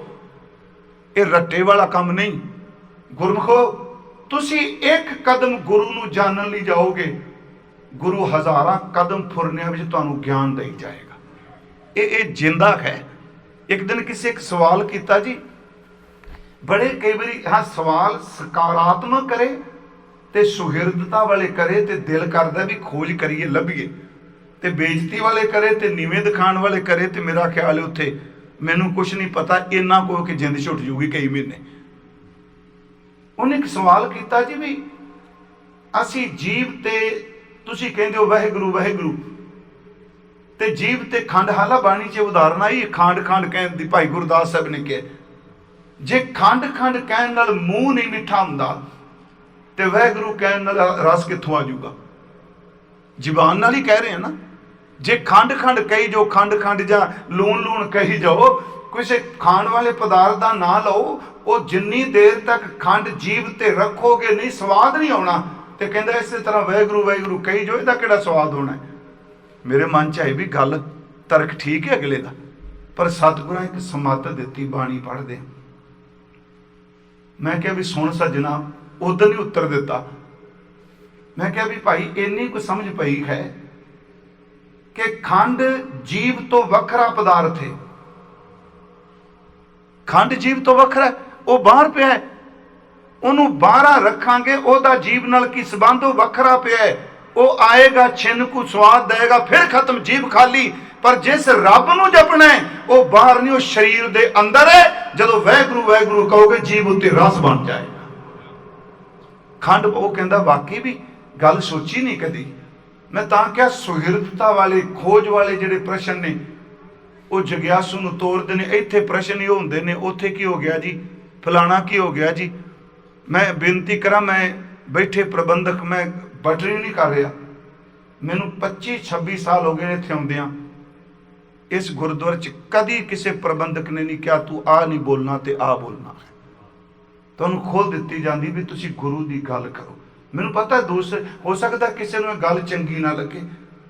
ਨਾਲੇ ਜਿਹੜੀ ਸਟੇਜ ਹੁੰਦੀ ਹੈ ਇਹਦਾ ਰਾਜਨੀਤਿਕ ਕਰਨ ਨਾ ਕਰੋ, ਕਿਉਂਕਿ ਜੋ ਕੋਈ ਸੰਗਤ ਸੁਣਨਾ ਚਾਹੁੰਦੀ ਹੈ, ਕਲੇਸ਼ ਤਾਂ ਘਰਾਂ ਵਿੱਚ ਹੀ ਬਹੁਤ ਹੈ। ਇਹ ਕਲੇਸ਼ ਤਾਂ ਜੇਬ 'ਚ ਪਾਏ ਫੋਨ ਵਿੱਚ ਵੀ ਹੈ। ਪਰ ਸਵਾਦ ਤਾਂ ਹੈ ਗੁਰੂ ਕੋਲ ਕੀਰਤਨ ਹੋਵੇ, ਕਥਾ ਹੋਵੇ, ਸ਼ਬਦ ਹੋਵੇ, ਬੰਦਾ ਮੱਥਾ ਟੇਕੇ ਤੇ ਅੰਦਰ ਨੂੰ ਠੰਡ ਪੈ ਜਾਏ। ਇਹ ਤਾਂ ਬਣੇਗਾ ਜੇ ਆਪਾਂ ਉਸ ਜਗ੍ਹਾ ਤੇ ਰੂਹਾਨੀਅਤ ਦਾ ਬੀਜ ਬੀਜਾਂਗੇ। ਮੈਂ ਫਿਰ ਬੇਨਤੀ ਕਰਾਂਗਾ ਨੂੰ ਫਿਰ ਸੁਣਿਓ। ਭੁਜ ਬਲੀ ਅਸ਼ਟਭੁਜਾ ਜਾਂ ਕੇ 40 ਕਰ, 160 ਪਾਓ। ਜਦੋਂ ਮੈਂ ਮਨ ਦੀ ਗੱਲ ਕਰਾਂਗਾ ਤੇ ਪਾਈਏ ਕਹਾਂਗਾ, ਜਦੋਂ ਮੈਂ ਅੰਦਰ ਵਾਲੇ ਮਨ ਦੀ ਗੱਲ ਕਰਾਂਗਾ ਫਿਰ ਮੈਂ ਪਾਉ ਕਹਾਂਗਾ। ਪਾਉ ਦਾ ਅਰਥ ਪੈਰ। ਤੇ ਮੈਂ ਆਪ ਨੂੰ ਬੇਨਤੀ ਕੀਤੀ, ਬਾਣੀ ਚ ਆਇਆ, ਤੁਸੀਂ ਆਰਤੀ ਪੜ੍ਹਦੇ ਹੋ, ਇੱਕ ਸ਼ਬਦ ਆਰਤੀ ਪੜ੍ਹਦੇ, ਦੋ ਸਿਰ ਮੰਗੂ ਚੂਨਾ ਪਾਓ ਕੀ ਹੋ ਸੰਗ ਲੂਣਾ। ਪਾਈਆ ਜੀ, ਪਾਓ ਦਾ ਅਰਥ ਪਾਣਾ ਨਹੀਂ, ਉਹਦਾ ਅਰਥ ਹੈ ਸਿਰ ਦੀ ਚੌਥਾਈ ਸਾਨੂੰ ਪਾ ਦਿਓ। ਗੁਰੂ ਸਾਹਿਬ, ਭਾਈ ਸਾਹਿਬ ਕੀ ਕਹਿੰਦੇ ਆ ਕਿ ਮਨ ਕਿਉਂ ਨਹੀਂ ਕਾਬੂ ਆ ਰਿਹਾ? ਭਾਈ ਸਾਹਿਬ ਕਹਿੰਦੇ ਇੰਨਾ ਤੇਜ਼ ਭਜਦਾ, ਜਿਹਨੂੰ ਗੁਰੂ ਤੇਗ ਬਹਾਦਰ ਸਾਹਿਬ ਕਹਿ ਰਿਹਾ, ਭੁਜ ਬਲੀ ਅਸ਼ਟ ਭੁਜਾ ਜਾਂ ਕੇ 40 ਕਰ 160 ਪਾਓ। 160 ਪਾਉ, 160 ਪਾਈਏ ਹੁਣ ਤਾਂ ਮਨ ਬਣਦਾ ਹੈ। ਕਹਿੰਦੇ ਨੇ ਇਹਦੇ ਤਾਂ 160 ਪੈਰ ਨੇ, ਚਾਲ ਚਲਾ ਚੱਲ ਹੈ। ਇਹ ਤਾਂ ਸੁੱਤਿਆਂ ਆਹ ਪੈਰ ਥੱਕ ਜਾਂਦੇ ਨੇ, ਅੰਦਰ ਵਾਲੇ ਦੇ ਪੈਰ ਨਹੀਂ ਥੱਕਦੇ, ਉਹ ਸੁਪਨੇ 'ਚ ਹੀ ਤੁਰਿਆ ਫਿਰਦਾ। ਅੱਗੇ ਜੀ, ਜਾਗਰਤ ਸੁਪਨ ਐਨਿਸ ਦੈ ਦਿਸ਼ ਧਾਵੈ ਸਾਧੋ, ਇਹ ਮਨ ਗਇਓ ਨਾ ਜਾਈ। ਆਪਾਂ ਉਹਦੀ ਵਿਆਖਿਆ ਕਰ ਰਹੇ, ਸ਼ਬਦ ਤੋਂ ਦੂਰ ਨਹੀਂ ਜਾਣਾ। ਜਾਗਦਿਆਂ ਹੋਇਆਂ ਸੁਪਨੇ ਵਿੱਚ, ਦਿਨ ਹੋਵੇ ਰਾਤ ਹੋਵੇ, ਇਹ ਕੋਈ ਨਹੀਂ ਥੱਕਦਾ, ਦਸੇ ਪਾਸੇ ਦੌੜਦਾ। ਜਾਗਰਤ ਸੁਪਨ ਐਨਿਸ ਦੈ ਦਿਸ਼ ਧਾਵੈ, ਤ੍ਰਿਭਵਨ ਪ੍ਰਤ ਹੋਏ ਆਵੈ ਇੱਕ ਪਲ ਹੈ। ਤਿੰਨ ਭਵਨ ਸੁਰਗ ਮੱਚ ਪਿਆਲੇ ਸੰਬੰਧੀ, ਇੱਕ ਪਲ ਤੋਂ ਪਹਿਲਾਂ ਚੱਕਰ ਲਾ ਕੇ ਫਿਰ ਦੁਬਾਰਾ ਬੋਡੀ 'ਚ ਆ ਜਾਂਦਾ। ਅੱਗੇ ਗੱਲ ਭਾਈ ਸਾਹਿਬ ਨੇ ਕਹਿੰਦੇ ਬੜੇ ਹੈਰਾਨਗੀ ਦੀ ਗੱਲ ਹੈ, ਜਿਹੜਾ ਪੰਛੀ ਪਿੰਜਰੇ 'ਚ ਵੱਜਾ ਕੈਦ ਹੋਵੇ, ਉਹ ਕਦੀ ਉੱਡਦਾ ਦੇਖਿਆ? ਜੇ ਖੋਲੋਗੇ ਨਹੀਂ ਪਿੰਜਰਾ ਤਾਂ, ਪਿੰਜਰੇ ਵਿੱਚ ਬੰਦੇ ਉਹਨੇ ਅੰਦਰ ਰਹਿਣੇ, ਖੁੱਲ੍ਹਣਾ ਹੀ ਨਹੀਂ। ਖੁੱਲੇਗਾ ਤੇ ਉੱਡੇਗਾ। ਕਹਿਣ ਲੱਗੇ ਬੜਾ ਚਲਾਕ ਜੇ, ਸਰੀਰ ਦੇ ਪਿੰਜਰੇ 'ਚ ਰਹਿੰਦਾ ਹੈ, ਇਹਦਾ ਬੂਹਾ ਵੀ ਕਦੀ ਨਹੀਂ ਖੋਲੀਦਾ, ਰਾਤ ਨੂੰ ਸੁੱਤਿਆਂ ਵੀ ਬਾਹਰ ਭੱਜ ਜਾਂਦਾ। ਪਿੰਜਰੀ ਮੈਂ ਅਛਤ ਨਾ ਉਡਤ ਨਾ ਪਹੁੰਚੇ ਕੋ। ਜਿਹੜਾ ਪਿੰਜਰੇ 'ਚ ਹੁੰਦਾ ਹੈ ਉਹ ਕਿਵੇਂ ਉੱਡੇਗਾ? ਪਰ ਕਹਿਣ ਲੱਗੇ ਸਰੀਰ ਪਿੰਜਰੇ ਵਿੱਚ ਰਹਿੰਦਾ ਹੋਇਆ ਵੀ ਇਹ ਚਾਰ ਚੁਫੇਰੇ ਭੱਜਦਾ ਪਿਆ ਹੈ। ਪੁਰ ਪੁਰ ਪੂਰ ਗਿਰ ਥਲ ਜਲ ਹੈ। ਇਹ ਸ਼ਹਿਰਾਂ 'ਚ ਤੁਰਿਆ ਫਿਰਦਾ, ਪਹਾੜਾਂ 'ਤੇ ਤੁਰਿਆ ਫਿਰਦਾ। ਮੈਂ ਫਿਰ ਆਪ ਨੂੰ ਬੇਨਤੀ ਕਰਾਂ, ਇਹ ਇੰਨਾ ਚਲਾਕ ਹੈ। ਇਹਨੂੰ ਸਤਿਗੁਰੂ ਨੇ ਬਾਣੀ 'ਚ ਕਿਹਾ ਕਿ ਕਬਹੂ ਜੀੜਾ ਊਪ ਚਲਤ ਹੈ, ਕਬਹੂ ਜਾਏ ਪਿਆਲੇ, ਲੋਭੀ ਜੀੜਾ ਥਿਰ ਨਾ ਰਖੈਤ ਹੈ, ਚਾਰੇ ਕੁੰਡਾਂ ਭਾਲੇ। ਗੁਰੂ ਸਾਹਿਬ ਕਹਿੰਦੇ ਟਿਕ ਨਹੀਂ ਰਿਹਾ, ਇਹ ਭੱਜ ਰਿਹਾ ਹੈ। ਪਰ ਇਹ ਗੱਲ ਹੋਰ, ਜੇ ਕਿਤੇ ਟਿਕ ਜਾਏ, ਅਸੀਂ ਇਹ ਫਰਾਈਡ ਵਾਲੇ ਦੀ ਬਜਾਏ ਗੁਰੂ ਗ੍ਰੰਥ ਸਾਹਿਬ ਜਿਹੜੇ ਮਨ ਦੀਆਂ ਗੱਲਾਂ ਕੀਤੀਆਂ ਨੇ, ਮੈਂ ਤਾਂ ਸਿੱਧੀ ਗੱਲ ਕਹਿਣਾ ਹੁੰਨਾ ਕਿ ਮਨ ਆਤਮਾ ਤੇ ਇੰਦਰੀਆਂ ਦੇ ਵਿਚਕਾਰ, ਬੜੀ ਸਿੱਧੀ ਗੱਲ, ਆਤਮਾ ਅਤੇ ਇੰਦਰੀਆਂ ਦੇ ਵਿਚਾਰ ਸ਼ਕਤੀ ਹੈ। ਜਦੋਂ ਉਹ એનર્ਜੀ ਆਤਮ ਵੱਲ ਜਾਂਦੀ ਏ ਉਦੋਂ ਠੰਡ ਪਾ ਦਿੰਦੀ ਏ, ਜਦੋਂ ਇੰਦਰੀਆਂ ਵੱਲ ਆਉਂਦੀ ਉਦੋਂ ਅੱਗ ਲਾ ਦਿੰਦੀ ਹੈ। ਬਸ ਇਹਦੇ ਵਿੱਚ ਹੈ ਖਲੋਤਾ। ਇਹਨੂੰ ਹੋਰ ਸਮਝਣ ਲਈ ਕਿ ਜਦੋਂ ਇਹ ਪਦਾਰਥਾਂ ਵੱਲ ਝੁਕਦਾ ਹੈ ਉਦੋਂ ਭੋਗੀ ਬਣ ਜਾਂਦਾ ਹੈ, ਜਦੋਂ ਸਭ ਕੁਝ ਭੋਗ ਪਾ ਕੇ ਕਿਤੇ ਗੁਰੂ ਵਾਲੇ ਪਾਸੇ ਆਉਂਦਾ ਉਦੋਂ ਜੋਗੀ ਬਣ ਜਾਂਦਾ ਹੈ। ਇਸ ਨੂੰ ਗੁਰੂ ਜੀ ਨੇ ਬਾਣੀ ਵਿੱਚ ਕਿਹਾ, ਮਨ ਭੋਗੀ ਮਨ ਜੋਗੀਆ ਮਨ ਮੂਰ ਗਵਾਰ। ਇਹ ਕਿਸ ਤਰ੍ਹਾਂ ਬਦਲਦਾ ਪਿਆ? ਮਹਾਰਾਜ ਕਹਿੰਦੇ ਨੇ ਮਨ ਭੋਗੀ ਮਨ ਜੋਗੀਆ ਮਨ ਮੂਰ ਗਵਾਰ। ਮਨ ਦਾਤਾ, ਇਹ ਕਦੀ ਵੰਡਦਾ ਸਭ ਕੁਝ। ਮਨ ਮੰਗਤਾ, ਮਨ ਸਿਰ ਗੁਰ ਕਰਤਾਰ। ਕਹਿਣ ਲੱਗੇ ਜੋਗੀ ਭੋਗੀ ਮੰਗਤਾ ਦਾਨੀ ਸਭ ਕੁਝ ਬਣਦਾ ਹੈ। ਇਹ ਕਾਬੂ ਤਾਂ ਹੁੰਦਾ ਜਦੋਂ ਇਹਦੇ ਸਿਰ ਉੱਤੇ ਗੁਰੂ ਕਰਤਾਰ ਦਾ ਕੁੰਡਾ ਆ ਜਾਏ, ਫਿਰ ਇਹ ਕਾਬੂ ਹੁੰਦਾ। ਮਨ ਸਿਰ ਗੁਰ ਕਰਤਾਰ, ਇਹ ਕਾਬੂ ਆ ਜਾਏ। ਮਨ ਨੂੰ ਸਾਧਨ ਨਹੀਂ। ਅਨੇਕਾਂ ਉਦਾਹਰਨਾਂ ਨੇ, ਕਿਉਂਕਿ ਸਾਡੀਆਂ ਸਟੇਜਾਂ ਤੇ ਜ਼ਿਆਦਾਤਰ ਮੈਨੂੰ ਪਤਾ ਸਾਧਨਾ ਵਾਲਿਆਂ ਦੀ ਗੱਲ ਤਕਰੀਬਨ ਖਤਮ ਹੋ ਚੁੱਕੀ। ਜੇ ਤੁਸੀਂ ਸਟੇਜ ਤੇ ਕਰੋ ਪਿਛ ਕੇ ਫੜ ਲੈਣਾ ਪਿੱਛੋਂ, ਇਹ ਬਾਬਿਆਂ ਦੀਆਂ ਗੱਲਾਂ ਹੈ ਜੀ। ਮੈਨੂੰ ਇੱਕ ਦਿਨ ਮੈਂ ਇੱਕ ਨੌਰਤਨ ਕਿਤਾਬ ਹੈ ਜਿਹੜੀ, ਮੈਨੂੰ ਇੱਕ ਗੱਲ ਬੜੀ ਚੰਗੀ ਲੱਗੀ। ਸੰਤ ਬਾਬਾ ਈਸ਼ਰ ਸਿੰਘ ਜੀ ਰਾੜਾ ਸਾਹਿਬ ਵਾਲੇ, ਇੱਕ ਘਟਨਾ ਨੇ ਨਾ ਸਾਰੀ ਜ਼ਿੰਦਗੀ ਮਨ ਨੂੰ ਇੰਨਾ ਕੰਟਰੋਲ ਕਰਕੇ ਰੱਖ ਦਿੱਤਾ। ਪਿਆਰਿਓ, ਉਸ ਪਵਿੱਤਰ ਰੂਹ ਨੇ ਸਰੀਰ ਛੱਡਣ ਲੱਗਿਆਂ ਵੀ ਟਾਈਮ ਖੁੰਝਾਇਆ ਨਹੀਂ। ਇਹ ਸੇਵਾ ਕਰਦੇ ਸਨ ਬਾਬਾ ਅਤਰ ਸਿੰਘ ਜੀ ਰੇਰੂ ਸਾਹਿਬ, ਜਿਹੜਾ ਗੁਰਦੁਆਰਾ ਲੁਧਿਆਣੇ ਦੇ ਨਾਲ, ਤੇ ਇਹ ਤੇ ਬਾਬਾ ਕਿਸ਼ਨ ਸਿੰਘ ਜੀ, ਬਾਬਾ ਈਸ਼ਰ ਸਿੰਘ ਜੀ। ਵਾਹਿਗੁਰੂ ਜੀ ਭਾਵਨਾ ਸਤਿਕਾਰ ਬਣਾਇਓ। ਕਿਤੇ ਬਾਬਾ ਲਵੇ ਸੁਣ ਕੇ ਨਿੰਦਿਆ ਦੇ ਭਾਗੀ ਬਣ ਕੇ ਜ਼ਿੰਦਗੀ ਨਾ ਤਬਾਹ ਕਰ ਲਈਏ। ਇਹ ਸੇਵਾ ਕਰਦੇ ਸੁਣਨਾ ਕੋਲ। ਤੇ ਬਾਬਾ ਅਤਰ ਸਿੰਘ ਰੇਰੂ ਸਾਹਿਬ ਗੁਰੂ 10ਵੇਂ ਪਾਤਸ਼ਾਹ ਜੀ ਦਾ ਸਥਾਨ ਹੈ ਜੀ। ਉੱਥੇ ਉਹ ਸੇਵਾ ਕਰਦੇ ਸਨ। ਉਹ ਆਪਣੇ ਹੱਥੀਂ ਹਲ ਵਾਹੁੰਦੇ ਸਨ, ਲੰਗਰ ਸਜਾਣਾ ਤੇ ਕੀਰਤਨ ਵੀ ਕਰਨਾ। ਤੇ ਬਾਬਾ ਈਸ਼ਰ ਸਿੰਘ ਜੀ ਦੀ ਡਿਊਟੀ ਸੀ ਦੋਨਾਂ ਦੀ, ਸੇਵਾ ਵਿੱਚ ਰਹਿਣਾ। ਉਹਨੂੰ ਅਸੀਂ ਘੱਟ ਬੋਲਣਾ, ਸੱਤ ਦਾ ਚਿੰਤਨ ਕਰਨਾ, ਮਨ ਦੀ ਪਹਿਰੇਦਾਰੀ ਕਰਨੀ। ਸੱਚੀ ਮੁੱਚੀ ਸਿਮਰਨ 'ਚ ਹੁੰਦੀ ਹੈ ਪਹਿਰੇਦਾਰੀ। ਕਦੀ ਤੁਸੀਂ ਦ੍ਰਿਸ਼ਟੇ ਬਣ ਕੇ ਮਨ ਨੂੰ ਦੇਖੋ। ਜਿਵੇਂ ਇਸ ਤਾਂ ਆਪਾਂ ਟੀਵੀ ਵੇਖਦੇ ਹਾਂ ਨਾ, ਤੇ ਟੀਵੀ ਬਾਹਰ ਹੈ, ਆਪਾਂ ਦ੍ਰਿਸ਼ਟੇ ਬਣ ਕੇ ਦੇਖ ਰਹੇ ਹਾਂ। ਕਦੀ ਮਨ ਦੇ ਫੁਰਨਿਆਂ ਦੀ ਨਿਗਰਾਨੀ ਆਪਣੇ ਧੁਰ ਅੰਦਰ ਮਨ ਤੋਂ ਕਰਾਓ। ਮਨ ਦੀ ਨਿਗਰਾਨੀ ਮਨ ਹੀ ਕਰਦਾ ਹੈ। ਉਹਨਾਂ ਨੇ ਕਿਹਾ ਵੀ ਚਿੰਤਨ ਕਰਨਾ। ਇੱਕ ਦਿਨ ਕੀ ਹੋਇਆ, ਕੀਰਤਨ ਵਿੱਚ ਕੁਛ ਮਿੰਟ, ਘੰਟਾ ਅੱਧਾ ਘੰਟਾ ਨਹੀਂ, ਕੁਛ ਮਿੰਟ ਸਿਰਫ ਸਾਜ਼ ਵਾਜਾ ਰੱਖਦਿਆਂ ਦੇਰੀ ਹੋ ਗਈ। ਕੁਛ ਮਿੰਟ ਹੋਏ, ਸਿਰਫ 1.5 ਮਿੰਟ ਕੇ ਦੋ ਸੱਜਣ ਕੇ ਦੱਸਦੇ ਸਨ। ਬਾਬਾ ਅਤਰ ਸਿੰਘ ਉਹਨਾਂ ਨੇ ਕੀਰਤਨ ਸ਼ੁਰੂ ਕਰ ਦਿੱਤਾ। ਕੀਰਤਨ ਦੀ ਸਮਾਪਤੀ ਹੋਈ। ਸ਼ਾਮ ਨੂੰ ਕੋਲ ਬੁਲਾ ਲਿਆ। ਕਹਿੰਦੇ ਤੁਸੀਂ ਘਰੋਂ ਕਾਹਦੇ ਵਾਸਤੇ ਇੱਥੇ ਆਏ ਹੋ? ਆਤਮ ਸਾਧਨ ਲਈ? ਕਹਿੰਦੇ ਜੀ ਹਾਂ। ਉਹਨਾਂ ਫਿਰ ਇੱਕ ਕਹਾਣੀ ਸੁਣਾਈ।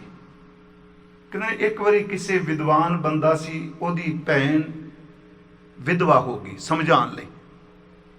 ਤੇ ਉਸਨੇ ਇੱਕ ਗੱਲ ਕਹੀ, ਭੈਣੇ ਦੇਖ, ਜੋ ਕੁਝ ਤੂੰ ਆਪਣੀ ਜ਼ਿੰਦਗੀ 'ਚ ਦੇਖ ਲਿਆ ਨਾ, ਸੱਚਾਈ ਇਹੀ ਆ। ਤੂੰ ਸਭ ਕੁਝ ਮਾਣ ਵੀ ਲਿਆ। ਮੈਂ ਕਹਿੰਦਾ ਮੇਰੀਆਂ ਦੋ ਤੇਰੇ ਸਾਹਮਣੇ ਰਾਏ ਨੇ, ਦੋ ਤਰ੍ਹਾਂ ਦੀ ਸਲਾਹ। ਇੱਕ ਤਰੀਕਾ ਹੀ, ਜੇ ਦੂਸਰਾ ਘਰ ਵਸਾਣਾ ਉਹਦੇ ਵਾਸਤੇ ਵੀ ਮੈਂ ਤਿਆਰ ਹਾਂ। ਤੇ ਜੇ ਤੇਰਾ ਮਨ ਕਿਤੇ ਥਿਰ ਹੈ, ਤੂੰ ਆਤਮ ਚਿੰਤਨ ਕਰੀ, ਕਿਸੇ ਨਾਲ ਗੱਲ ਨਾ ਕਰੀ। ਫਿਰ ਬੇਨਤੀ ਸੁਣਿਓ, ਮਨ ਨੂੰ ਸਾਧਨ ਲਈ ਬਹੁਤ ਕੁਝ ਕਰਨਾ ਪੈਂਦਾ ਹੈ। ਜ਼ਿਆਦਾ ਗੱਲ ਨਹੀਂ ਬਣਨਾ। ਆਤਮ ਚਿੰਤਨ ਕਰੀ, ਨਾਸ਼ਵੰਤਾਂ ਨੂੰ ਯਾਦ ਰੱਖੀ। ਜਦੋਂ ਕਿਤੇ ਮਨ ਭੈੜੇ ਪਾਸੇ ਜਾਂਦਾ ਹੋਵੇ, ਚੰਗੀਆਂ ਵਾਪਰੀਆਂ ਘਟਨਾਵਾਂ ਨੂੰ ਚੇਤੇ ਕਰੀ ਜਾਈ। ਕਿਤੇ ਸੰਗਤ ਨੂੰ ਚੇਤੇ ਕਰ ਲੈ, ਚੇਤਾ ਹੀ ਹੈ ਨਾ। ਗੁਰੂ ਸਾਹਿਬ ਨੇ ਬਹੁਤ ਜ਼ੋਰ ਦਿੱਤਾ ਫੁਰਨੇ ਤੇ, ਖਿਆਲ ਤੇ, ਥਾਟ ਤੇ। ਕਹਿੰਦੇ ਚੇਤੇ ਕਰ ਲਈ। ਉਹਨੇ ਕਿਹਾ ਜੀ ਠੀਕ। ਇੱਕ ਦਿਨੋਂ ਹਲ ਵਾਹ ਕੇ ਤੇ ਬਾਹਰੋਂ ਆਇਆ, ਤੇ ਉਹਦੀ ਭੈਣ ਜਿਹੜੀ ਉਹ ਗੁਆਂਢਣ ਨਾਲ ਗੱਲਾਂ ਵੀ ਕਰੇ। ਕਹਿੰਦੇ ਉਹਨੂੰ ਕੋਲ ਬੁਲਾ ਕੇ ਕਹਿੰਦਾ, ਭੈਣੇ ਮੈਂ ਗੱਲ ਤੈਨੂੰ ਦੱਸਾਂ? ਕਹਿੰਦੀ ਦੱਸੋ। ਕਹਿੰਦੀ ਗੁੱਸਾ ਨਾ ਕਰੀ, ਤੂੰ ਘਰ ਵਸਾ ਲੈ, ਚੰਗਾ ਹੈ। ਉਹਨੇ ਕਿਹਾ ਜੀ ਕਿਉਂ? ਕਹਿਣ ਲੱਗੇ ਅੱਜ ਤੂੰ ਇਹਦੇ ਨਾਲ ਗੱਲਾਂ ਸ਼ੁਰੂ ਕੀਤੀਆਂ ਨੇ, ਤੇ ਅੱਜ ਰਾਤ ਨੂੰ ਜਦੋਂ ਤੂੰ ਚਿੰਤਨ 'ਚ ਬਹੇਂਗੀ, ਇਹਦੀਆਂ ਗੱਲਾਂ ਤੇਰੇ ਅੰਦਰ ਨੂੰ ਖਿੰਡਾਣਗੀਆਂ, ਤੇਰੇ 'ਚ ਖਿੰਡਾਅ ਬਣੇਗਾ। ਫਿਰ ਤੂੰ ਖੱਬੇ ਸੱਜੇ ਦੇਖੇਂਗੀ, ਫਿਰ ਮਨ ਵਾਸ਼ਨਾ 'ਚ ਪ੍ਰਵਿਰਤ ਹੋ ਜਾਏਗਾ। ਵਾਸ਼ਨਾ 'ਚ ਪ੍ਰਵਿਰਤ ਹੋਏ ਮਨ ਨੇ ਤਨ ਨੂੰ ਦਾਗੀ ਕਰਨਾ ਹੈ। ਉਹਨੇ ਕਿਹਾ ਅੱਜ ਤੋਂ ਬਾਅਦ ਨਹੀਂ। ਬਾਬਾ ਈਸ਼ਰ ਸਿੰਘ ਇਸ ਤਰ੍ਹਾਂ ਖਲੋਤੇ ਸਨ। ਕਹਿਣ ਲੱਗੇ ਅੱਜ ਸਿਰਫ ਕੁਝ ਮਿੰਟ ਵਾਜਾ ਲੇਟ ਹੋਇਆ ਹੈ, ਕੱਲ ਨੂੰ ਅੱਧੇ ਘੰਟੇ ਤੱਕ ਜਾਏਗਾ। ਤੁਸੀਂ ਮਨ ਸਾਧਨ ਆਏ ਹੋ, ਤੇ ਤੁਸੀਂ ਗੁਰੂ ਸਾਹਿਬ ਦੀ ਬਾਣੀ 'ਚ ਰੋਜ਼ ਪੜ੍ਹਦੇ ਹੋ, ਪ੍ਰਭ ਕੀ ਉਸਤਤ ਕਰੋ ਸੰਤ ਮੀਤ, ਅੱਗੇ ਕੀ ਹੈ? ਸਾਵਧਾਨ। ਸਾਵਧਾਨਤਾ ਦਾ ਅਰਥ ਨੇਮ ਦੇ ਟਾਈਮ ਵਿੱਚ ਫਰਕ ਨਾ ਪੈਣ ਦੇਈ। ਸਾਵਧਾਨ ਇਕਾਗਰ ਚੀਤ। ਤੇ ਕਹਿੰਦੇ ਜੇ ਤੁਸੀਂ ਇਸ ਤਰ੍ਹਾਂ ਕਰਨਾ ਹੈ, ਤੇ ਫਿਰ ਤੁਸੀਂ ਘਰਾਂ ਨੂੰ ਜਾਓ। ਬਸ ਉਸ ਦਿਨ 7 ਬਚਨ ਕਿਹਾ, ਤੇ ਸਾਰੀ ਜ਼ਿੰਦਗੀ ਜਿੱਦਣ ਚੋਲਾ ਵੀ ਇੰਗਲੈਂਡ ਛੱਡਿਆ ਪਿਆਰਿਓ, ਉਦਣ ਵੀ ਅੰਮ੍ਰਿਤ ਵੇਲੇ ਦਾ ਇਸ਼ਨਾਨ ਕਰਕੇ ਆਤਮ ਚਿੰਤਨ ਵਿੱਚ ਹੀ ਛੱਡਿਆ ਹੈ। ਮੈਂ ਸਿਰਫ ਇੱਕ ਬੇਨਤੀ ਕਰ ਰਿਹਾ, ਇਹਨੂੰ ਸਾਧਨ ਲਈ ਗੱਲਾਂ ਕਰਨੀਆਂ ਬਹੁਤ ਸੌਖੀਆਂ, ਮੈਂ ਵੀ ਗੱਲਾਂ ਸੁਣਾਈ ਜਾ ਰਿਹਾ। ਇਹਨੂੰ ਕਾਬੂ ਕਰ ਲਈ, ਇਹ ਬਹੁਤ ਤੇਜ਼ ਹੈ। ਸਤਿਗੁਰੂ ਕਹਿੰਦੇ ਨੇ ਫਿਰ ਇਹ ਕਿਉਂ ਭਟਕਦਿਆ ਹੈ? ਜਿਹੜਾ ਇਹ ਸਤਿਗੁਰਾਂ ਨੇ ਬਚਨ ਕੀਤਾ, ਕਹਿਣ ਲੱਗੇ ਸਾਧੋ ਇਹ ਮਨ ਗਹਿਓ ਨਾ ਜਾਈ। ਇਹ ਮਨ ਕਾਬੂ ਨਹੀਂ ਆਉਂਦਾ ਪਿਆ। ਕਿਉਂ ਨਹੀਂ ਆਉਂਦਾ? ਚੰਚਲ ਤ੍ਰਿਸ਼ਨਾ ਸੰਗ ਬਸਤ ਹੈ। ਇਹ ਏਡਾ ਭੈੜਾ ਹੈ, ਇਹ ਤ੍ਰਿਸ਼ਨਾ ਦੇ ਨਾਲ ਰਹਿੰਦਾ ਹੈ। ਚੰਚਲ ਤ੍ਰਿਸ਼ਨਾ ਸੰਗ ਬਸਤ ਹੈ, ਜਾਂ ਤੇ ਥਿਰ ਨਾ ਰਹਾਈ। ਇਸ ਕਰਕੇ ਤਾਂ ਇਹ ਕਾਬੂ ਨਹੀਂ ਆ ਰਿਹਾ, ਕਿਉਂਕਿ ਤ੍ਰਿਸ਼ਨਾ ਦੇ ਨਾਲ ਇਹ ਬੈਠਾ ਹੈ। ਗੁਰੂ ਨੂੰ ਖੁਦ ਥੋੜਾ ਜਿਹਾ ਇਸ ਸੰਬੰਧੀ ਕਿ ਤ੍ਰਿਸ਼ਨਾ ਕਿਹਨੂੰ ਕਹਿੰਦੇ ਆ। एक है इच्छा, एक है तृष्णा, एक है आसा, एक है मनसा। ये सारे शब्द गुरबाणी च ने। हुण जिहड़ी इच्छा है ਉਹਨੂੰ ਅਸੀਂ ਇਹ ਕਹਿੰਦੇ ਹਾਂ ਕਿਸੇ ਚੀਜ਼ ਦੀ ਪ੍ਰਾਪਤੀ ਵਾਸਤੇ ਅੰਦਰ ਖਿਆਲ ਉੱਠਣੇ ਸ਼ੁਰੂ ਹੋ ਜਾਣੇ। ਇੱਛਾ। ਤ੍ਰਿਸ਼ਨਾ ਕੀ ਹੈ? ਤ੍ਰਿਸ਼ਨਾ ਇੱਕ ਇੰਨਾ ਤੇਜ਼ ਵੇਗ ਹੈ, ਪ੍ਰਬਲ ਹੈ, ਜਿਹੜਾ ਕਹਿੰਦਾ ਵੀ ਇਹ ਮੇਰੀ ਪੂਰਤੀ ਹੋਣੀ ਚਾਹੀਦੀ ਹੈ। ਤ੍ਰਿਸ਼ਨਾ ਇੱਕ ਨਿਰੰਤਰ ਚੱਲਦਾ ਹੋਇਆ ਵੇਗ ਹੈ ਜਿਹੜਾ ਸਾਡਾ ਧਿਆਨ ਪਰਮਾਤਮਾ ਵੱਲੋਂ ਹਟਾ ਦਿੰਦਾ ਹੈ। ਤੇ ਇਹ ਵੀ ਸੱਚ, ਜੇ ਤ੍ਰਿਸ਼ਨਾ ਵਾਲਾ ਉਹ ਵੇਗ ਕਿਤੇ ਅੰਤਰਮੁਖੀ ਹੋ ਜਾਏ ਤੇ ਭੁੱਖਾ ਉੱਥੇ ਵੀ ਰਹਿਣ ਲੱਗ ਪੈਂਦਾ ਹੈ। ਇਹ ਦੋਵੇਂ ਪੱਖ ਅਸੀਂ ਥੋੜੇ ਜਿਹੇ ਲੈ ਲੈਂਦੇ ਹਾਂ। ਤ੍ਰਿਸ਼ਨਾ, ਇਸ ਦੇ ਕਿੰਨੇ ਰੂਪ ਨੇ। ਇਹ ਮਨ ਤ੍ਰਿਸ਼ਨਾ ਕਰਕੇ ਨਹੀਂ ਟਿਕਦਾ ਪਿਆ। ਗੁਰੂ ਤੇਗ ਬਹਾਦਰ ਸਾਹਿਬ ਕਹਿੰਦੇ ਆ ਇਹ ਤ੍ਰਿਸ਼ਨਾ ਕਰਕੇ ਨਹੀਂ ਟਿਕ ਰਿਹਾ। ਚੰਚਲ ਹੈ ਨਾ ਤ੍ਰਿਸ਼ਨਾ, ਤੇ ਜਿਹੜੀ ਆਪ ਚੰਚਲ ਹੈ ਇਹਨੂੰ ਸਥਿਰ ਰਹਿਣ ਦੇਗੀ। ਤੁਸੀਂ ਦੱਸੋ, ਉਬਲਦੇ ਪਾਣੀ ਵਿੱਚ ਬੀਬੀਆਂ ਭੈਣਾਂ ਚੁੱਲ੍ਹੇ ਤੇ ਪਾਣੀ ਰੱਖਦੀਆਂ ਨੇ, ਕਦੀ ਉਬਲਦੇ ਪਾਣੀ ਦੇ ਵਿੱਚੋਂ ਆਪਣਾ ਪ੍ਰਤੀਬਿੰਬ ਦਿਸਿਆ? ਟਿਕੇ ਚੋਂ ਦਿਸੇਗਾ। ਜਿਹਨੂੰ ਤ੍ਰਿਸ਼ਨਾ ਦੀ ਅੱਗ ਲੱਗੀ ਹੈ, ਉਬਲਤਾ ਪਿਆ ਮਨ, ਉਹਨੂੰ ਨਿਜ ਸਰੂਪ ਕਿੱਥੇ ਨਜ਼ਰ ਆਉਣਾ ਹੈ। ਹੁਣ ਇਹ ਤ੍ਰਿਸ਼ਨਾ ਜਿਹੜੀ ਹੈ, ਜਦੋਂ ਇਹ ਮਹਾਰਾਜ ਕਹਿ ਰਹੇ ਸਾਧਨਾ ਵਾਲੇ ਨੂੰ, ਕਿਉਂਕਿ ਕਈ ਵਾਰੀ ਬੰਦਾ ਸਭ ਕੁਝ ਛੱਡ ਦਿੰਦਾ ਪਰ ਤ੍ਰਿਸ਼ਨਾ ਵਾਲਾ ਖਹਿੜਾ ਨਹੀਂ ਛੱਡਿਆ ਜਾਂਦਾ। ਬਹਾਵਰ ਸਿਮਰਤ ਗ੍ਰੰਥ ਵਿੱਚ ਇੱਕ ਬਚਨ ਹੈ, ਤਨ ਕੇ ਬਲ ਅਬ ਪੀਠ ਦਈ ਅਰ ਹਾਰ ਗਏ ਦ੍ਰਿਗਬਾਲ ਸੰਗਾਤੀ, ਤਜ ਕੇ ਇਹ ਲੋਕ ਵਿਖੇ हमको चल आप गए सुरलोक सुजाती, जग मीत सखा मुख फेर गए अर सेवक आ ना पुछे मम बाती, मम आए पलांगम गे तृष्णे एक तू मम संग रही दिन राती। ये ब्रिज भाषा जी, ये थोड़े ਜਿਹੇ अर्थ मैं करांगा। तन के बल अब पीठ दी, मंजे ते बंदा बैठा है, लम्मा पिया है, उठिया नहीं जाता, बाथरूम नहीं जा सकता, किरिया नहीं सोच सकता, ਤੇ ਮੰਜੇ ਤੇ ਪਿਆ ਹੋਇਆ ਕਹਿੰਦਾ ਹੁਣ ਸਰੀਰ ਦਾ ਬਲ ਜਵਾਬ ਦੇ ਗਿਆ। ਤਨ ਕੇ ਬਲ ਅਬ ਪੀਠ ਦੇ, ਪਿੱਠ ਦੇ ਕਹਿੰਦੇ ਚਲਾ ਗਿਆ। ਅਰ ਹਾਰ ਗਏ ਦ੍ਰਿਗ ਬਾਲ ਸੰਗਾਤੀ, ਜਿਹੜੇ ਬਾਲ ਵਰੇਸ਼ ਵਿੱਚ ਮੇਰੇ ਸਾਥੀ ਸਨ ਨਾ, ਉਹ ਵਿਚਾਰੇ ਹਾਰ ਕੇ ਮੇਰੇ ਨਾਲ ਡਿੱਗੇ ਪਏ ਆ। ਕਿਹੜੇ ਜੀ? ਜੰਮੇ ਸਾਂ ਅੱਖਾਂ ਸਨ ਪਰ ਹੁਣ ਦਿਸਦਾ ਕੋਈ ਨਹੀਂ, ਥੱਕ ਗਈਆਂ ਨੇ। ਕੰਨ ਨੇ ਸੁਣਦੇ ਕੋਈ ਨਹੀਂ, ਗਲੇ ਚੋਂ ਆਵਾਜ਼ ਨਹੀਂ ਨਿਕਲਦੀ, ਥੱਕੇ ਪਏ ਨੇ। अर हार गए दृगबाल संगाती, तज के ये लोक भी कहे हमको चल आप गए सुरलोक सुजाती। कहते जेड़े मित्र सन मैं वेना पता नहीं कित्थे चले गए। इत्थों तक कहते ने जेड़े नाल आए सन वो भी पहला चले गए। सच्ची मुच्ची ये तैयारी है, नैगेटिव ना लियो। बाबा जी ने कहा चबन चलन रतन से सुनियर बह गए, आए ते नाल ना, अखां पहला मर गईयां, कंन पहला मर गए, गला चला गया। महाराज कहते ये नाल आए सन, बुढ़ा पिया शरीर कहता है ये सारे मैनू छड्ड के पता नहीं कित्थे चले गए। तज के ये लोक बिखे हमको चल आप गए सुरलोक सुजाती, जग मीत सखा मुख फेर गए। हुण मित्र भी कोई नहीं, रिश्तेदार भी कोई नहीं आंदा। अर सेवक आ ना पुछे मम बाती, जेडे नौकर रखे ने वो भी फिर गल गौलदे कोई नहीं। गल गौलना एक बड़ा पुराना शब्द है साडा जी, मेरी गल नहीं गौलदा, इहदा मतलब गल नहीं सुनता। और सेवक आना पूछा मम बाती, मम आए पलांगम हे तृष्णे, उलांबा देना। कहते हे तृष्णा मैं तेनू उलामा जरूर देना पिया, एक तू मम संग दई दिन राती। सारा शरीर साथी छड्ड गए, चंद्रिए मैं मंजे ते पिया तो फुरनियां दे रूह विच फिर भी खैड़ा नहीं छड्डदी पई। मेरा मन हुण ते टिकन दे। हुण तां मैनूं ये पुराने ग्रंथ सन, पहला टकसालां च पढ़ाए जाते सन, नवीन विद्या वाले नहीं दे नेड़े जाते। सार कुतावली सी, प्रबोध चंद्र नाटक सी, ये विचारमाला सी, ये सारे आत्म प्रकाश ग्रंथ सन। हाँ मैं एक बेनती करांगा, जे किसी नूं इन्हां नवीन रूप च पढ़न का शौक है ना, क्योंकि ये सारे जिहड़े ने भाष ठीक कीते हुए मेन जिहड़ा भरथरी का शतक है, वैराग शतक, वो 3 ग्रंथ ने। वैराग शतक है, शिंगार शतक है, ये भरथरी दे जिहड़े ने मैं तकरीबन 3 नज़र चों कढे आ। इन्हां दे भाष टीके हुए आ।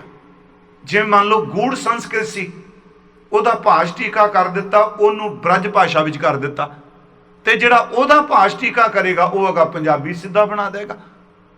ਇਹ ਗ੍ਰੰਥ ਪੜਨ ਵਾਲੇ ਸਨ ਜੀ। ਉਂਝ ਤਕਰੀਬਨ 1 ਸਦੀ ਪਹਿਲਾਂ ਮੈਂ ਇੱਕ ਦਿਨ ਇਸ਼ਾਰਾ ਕੀਤਾ ਸੀ, ਸ਼੍ਰੀਮਾਨ ਭਾਈ ਸਾਹਿਬ ਭਾਈ ਵੀਰ ਸਿੰਘ ਉਹਨਾਂ ਦੇ ਪਿਤਾ ਡਾਕਟਰ ਚਰਨ ਸਿੰਘ, ਨਾਮ ਤੋਂ ਤੁਸੀਂ ਜਾਣੂ ਹੋਵੋਗੇ। ਉਹਨਾਂ ਨੇ ਇੱਕ ਗ੍ਰੰਥ ਲਿਖਿਆ ਸੀ ਜੰਗ ਮੜੋਲੀ। ਇੰਨੀ ਕੁ ਕਿਤਾਬ ਏ ਤੇ ਮੇਰਾ ਖਿਆਲ ਹੈ ਸਿਰ ਖੱਪ ਜਾਂਦਾ, ਛੇਤੀ ਸਮਝ ਕੋਈ ਨਹੀਂ ਪੈਂਦੀ। ਸਾਰੀ ਅੰਦਰ ਦੀ ਲੜਾਈ ਹੈ। ਪਾਤਰ ਬਣਾਇਆ ਮੰਨਾ ਸਿੰਘ ਮਨਵੇਂ ਨੂੰ। ਸੱਚ ਇਹ ਵੇ ਜਦੋਂ ਫਿਰ ਪੜ੍ਹਨ ਬੰਦਾ ਲੱਗਦਾ ਹੈ ਤੇ ਨਾਲ ਨਾਲ ਆਪਣੇ ਨਾਲ ਝਾਤੀ ਮਾਰਦਾ ਹੈ। ਅਖੀਰ ਤੇ ਉਹ ਫਿਰ ਇੱਥੇ ਆ ਕੇ ਟਿਕਾਉਂਦੇ ਆ ਵੀ ਮੰਨਾ ਸਿਆ ਹੁਣ ਇਹਨੇ ਧੱਕੇ ਖਾ ਲੈਣੇ, ਜੇ ਬਚਨੇ ਤੇ 11 ਜਪਜੀ ਸਾਹਿਬ ਦੇ ਪਾਠ ਰੋਜ਼ ਕਰਿਆ ਕਰ ਸਿਮਰਨ ਤੋਂ ਬਿਨਾਂ ਵੀ। ਪਰ ਮੈਨੂੰ ਚੰਗੀ ਲੱਗੀ ਕਿਤਾਬ ਪੜ੍ਹਨ, ਜੋ ਉਹਨਾਂ ਨਾਲ ਕਿਤਾਬ 'ਚ ਲਿਖਿਆ ਵੀ ਅਸੀਂ ਛਾਪ ਦਿੱਤੀ ਏ, ਪਰ ਜਿਹਨੂੰ ਇਹਦੇ ਗਹਿਰੇ ਅਰਥ ਸਮਝ ਪੈਣ ਸਾਨੂੰ ਲਿਖ ਜ਼ਰੂਰ ਭੇਜਣ। ਉਹ ਕਿਤਾਬ ਪੜ੍ਹਨ ਵਾਲੀ। ਮੈਂ ਤਾਂ ਕਿਹਾ ਜੀ ਇਹ ਜਿਹੜੀ ਤ੍ਰਿਸ਼ਨਾ ਹੈ ਇਹ ਟਿਕਣ ਨਹੀਂ ਦਿੰਦੀ। ਹਜ਼ੂਰ ਸੱਚੇ ਪਾਤਸ਼ਾਹ ਮਹਾਰਾਜ ਕਹਿੰਦੇ ਫਿਰ ਕਿਵੇਂ? ਇਕੱਲੇ ਸਾਨੂੰ ਨਹੀਂ, ਇੱਕ ਗੁਰੂ ਗ੍ਰੰਥ ਸਾਹਿਬ 'ਚ ਅੱਜ ਬਚਨ ਆਇਆ, ਹਜ਼ੂਰ ਨੇ ਕਿਹਾ ਇਹ ਹਾਥ ਕਮੰਡਲ ਕਾਪੜੀਆ ਮਨ ਤ੍ਰਿਸ਼ਨਾ ਉਪਜੀ ਭਾਰੀ। ਹੱਥ ਵਿੱਚ ਕਮੰਡਲ ਪਕੜ ਲਿਆ, ਚਿੱਪੀ ਤੇ ਲੀਰਾਂ ਪਾ ਲੀਆਂ। ਹਾਥ ਕਮੰਡਲ ਕਾਪੜੀਆ ਮਨ ਤ੍ਰਿਸ਼ਨਾ ਉਪਜੀ ਭਾਰੀ, ਇਸਤਰੀ ਤਜ ਕਾਮ ਵਿਆਪਿਆ ਚਿਤ ਲਾਇਆ ਪਰ ਨਾਰੀ। ਵੇਖੋ ਕਿੱਡੀ ਕਮਾਲ ਦੀ ਗੱਲ। ਕਹਿੰਦੇ ਨੇ ਆਪਣਾ ਜਿੱਥੇ ਵਿਵਾਹ ਹੋਇਆ ਸੀ, ਸ਼ਾਦੀ ਹੋਈ ਸੀ, ਉਹ ਤਾਂ ਇਸਤਰੀ ਛੱਡ ਦਿੱਤੀ, ਚਿੱਪੀ ਪਕੜ ਲਈ, ਕਰਮੰਡਲ ਪਕੜ ਲਿਆ, ਕੱਪੜੇ ਲੀਰਾਂ ਵਾਲੇ ਪਾ ਲਏ, ਘਰ ਘਰ ਚ ਮੰਗ ਕੇ ਖਾਦਾ। ਜਦੋਂ ਸਾਧਨਾ ਚ ਬੈਠਾ, ਜਿੰਨਾ ਘਰਾਂ ਚ ਮੰਗ ਕੇ ਆਇਆ ਸੀ, ਇਹਦਾ ਧਿਆਨ ਉਹਨਾਂ ਔਰਤਾਂ ਵੱਲ ਜਾਣ ਲੱਗ ਪਿਆ। ਮਹਾਰਾਜ ਕਹਿੰਦੇ ਤੇਰੀ ਅੰਦਰ ਦਾ ਹਾਲ ਕੀ ਹੋ ਗਿਆ ਤ੍ਰਿਸ਼ਨਾ ਦਾ? ਹਾਥ ਕਮੰਡਲ ਕਾਪੜੀਆ ਮਨ ਤ੍ਰਿਸ਼ਨਾ ਉਪਜੀ ਭਾਰੀ, ਇਸਤਰੀ ਤਜ ਕਰ ਕਾਮ ਵਿਆਪਿਆ ਚਿਤ ਲਾਇਆ ਪਰ ਨਾਰੀ।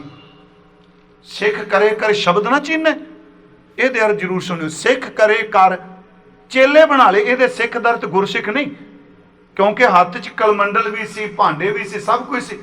ਸਿੱਖ ਕਰੇ ਕਰ ਆਪਣੇ ਚੇਲੇ ਬਣਾ ਲਏ, ਸ਼ਬਦ ਨਾ ਚੀਨੇ। ਬਰੀਕ ਸ਼ਬਦ ਨੂੰ ਸਮਝ ਨਹੀਂ ਸਕਿਆ, ਲੰਪਟ ਹੈ ਬਾਜ਼ਾਰੀ। ਮੈਂ ਕਿਹਾ ਮਹਾਰਾਜ ਇੰਨੇ ਸਕ ਸ਼ਬਦ? ਕਹਿਣ ਲੱਗੇ ਮਸ਼ਕਰ ਹੈ, ਬਾਜ਼ਾਰੂ ਬੰਦਾ ਹੈ, ਸੰਤ ਨਹੀਂ ਹੈਗਾ, ਕਿਉਂਕਿ ਇਹਦੇ ਅੰਦਰ ਦੀ ਤ੍ਰਿਸ਼ਨਾ ਨਹੀਂ ਮਰੀ। ਅੱਜ ਸਤਿਗੁਰੂ ਨੇ ਬੜੀ ਸਭ ਕੁਝ ਦੱਸ ਦਿੱਤਾ ਗੁਰੂ ਤੇਗ ਬਹਾਦਰ ਸਾਹਿਬ ਨੇ।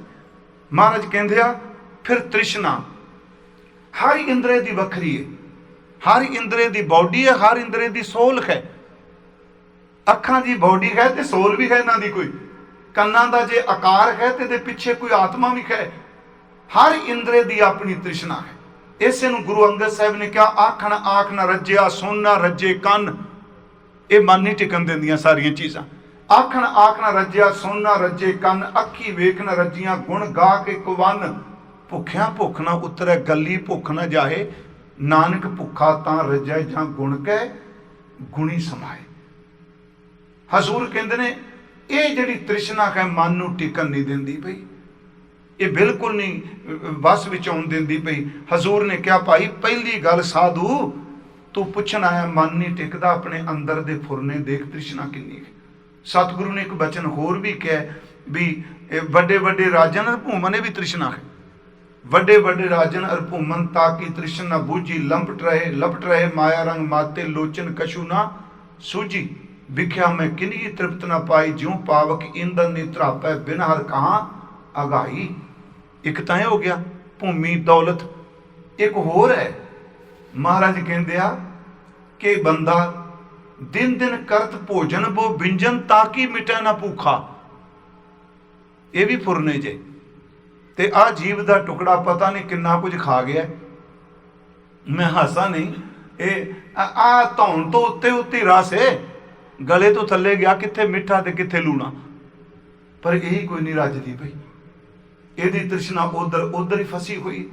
ਇਹੀ ਗੱਲ ਬਾਬਾ ਜੀ ਨੇ ਸੁਲਤਾਨਪੁਰ ਹਜ਼ੂਰੀ ਦੀ ਕੀਤੀ। ਅਸੀਂ ਇਹ ਨਹੀਂ ਕੇਵਲ ਮੁਸਲਮਾਨ ਨੂੰ ਕਿਹਾ ਜਾਂ ਸੁਲਤਾਨਪੁਰ ਜਿਹੜੇ ਸ਼ਬਦ ਕਹੇ, ਮੇਰਾ ਖਿਆਲ ਉਸ ਤੋਂ ਬਾਅਦ ਅਸੀਂ ਆਏ ਵੀ ਨਹੀਂ, ਗੁਰੂ ਸਾਹਿਬ ਦੇ ਪੁਰਬ ਤੋਂ ਬਾਅਦ ਜਦੋਂ ਬਿਮਾਰੀ ਆ ਗਈ, ਮੈਂ ਸੁਲਤਾਨਪੁਰ ਵੀ ਇਹ ਗੱਲ ਕਹੀ ਕਿ ਉਹ ਨਮਾਜ਼ ਦਾ ਉਚਾਰਨ ਗਲਤ ਨਹੀਂ ਸੀ ਕਰ ਰਿਹਾ ਕਾਜ਼ੀ, ਉਹਦੇ ਪਿੱਛੇ ਸੈਂਕੜੇ ਬੰਦੇ ਖਲੋਤੇ ਆ, ਉਹ ਨਮਾਜ਼ ਬਿਲਕੁਲ ਦਰੁਸਤ ਪੜ੍ਹ ਰਿਹਾ ਹੈ। ਆਪਣੇ ਸਰੀਰ ਦੇ ਉਹਦੀ ਜਿਹੜੀ ਮੁਦਰਾ ਹੈ ਉਹ ਵੀ ਇਸਲਾਮ ਦੀ ਸ਼ਰ੍ਹਾ ਮੁਤਾਬਕ ਹੈ। ਨਵਾਬ ਵੀ ਬਿਲਕੁਲ ਬੋਲ ਰਿਹਾ। ਬਸ ਬਾਬਾ ਜੀ ਹੱਸਦੇ ਕੇ ਸਨ, ਕਹਿੰਦੇ ਸਨ ਅੰਦਰ ਤ੍ਰਿਸ਼ਨਾ ਵਿਆਪ ਗਈ, ਇੱਕ ਵਿਸ਼ੇਰੀ ਪਿੱਛੇ ਤੁਰਿਆ ਫਿਰਦਾ, ਦੂਜਾ ਘੋੜਿਆਂ ਦਾ ਮੁੱਲ ਕਰਦਾ ਪਿਆ, ਫਿਰ ਮਨ ਕਿੱਥੇ ਟਿਕੇਗਾ?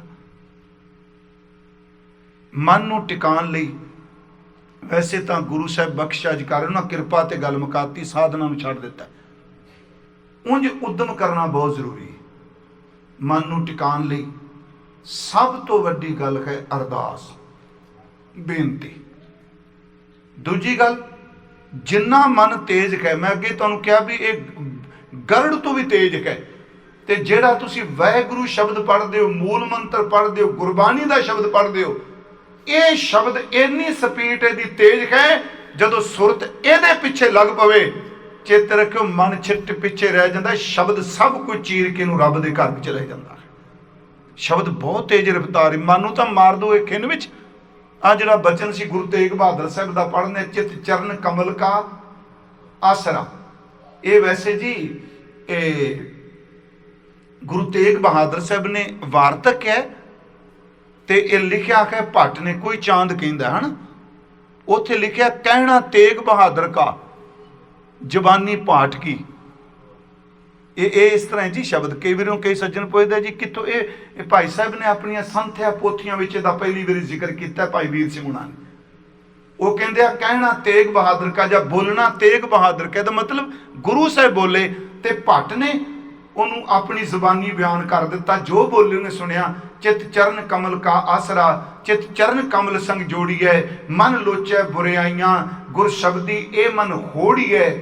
ਮਹਾਰਾਜ ਕਹਿੰਦੇ ਨੇ ਪਿਆਰਿਓ, ਇਹ ਮਨ ਜਿਹੜਾ ਸ਼ਬਦ ਨਾਲ ਕਾਬੂ ਹੁੰਦਾ ਹੈ। ਤੇ ਦੂਜੀ ਗੱਲ, ਕੱਲਾ ਸ਼ਬਦ ਨਹੀਂ, ਮਨ ਵਸ ਆਵੈ ਨਾਨਕਾ ਜੇ ਪੂਰਨ ਕਿਰਪਾ ਹੋਏ, ਉਹਦੀ ਕਿਰਪਾ ਨਾਲ। ਇੱਥੇ ਸਤਿਗੁਰੂ ਕਹਿੰਦੇ ਨੇ ਸਾਧੋ ਇਹ ਮਨ ਗਹਿਓ ਨ ਜਾਈ, ਚੰਚਲ ਤ੍ਰਿਸ਼ਨਾ ਬੜੀ ਚਲਾਕ ਹੈ, ਸੰਗ ਬਸਤੈ ਜਾਤੇ ਜਾਂ ਤੇ ਥਿਰ ਨਾ ਰਖਾਈ ਰਹਾਓ।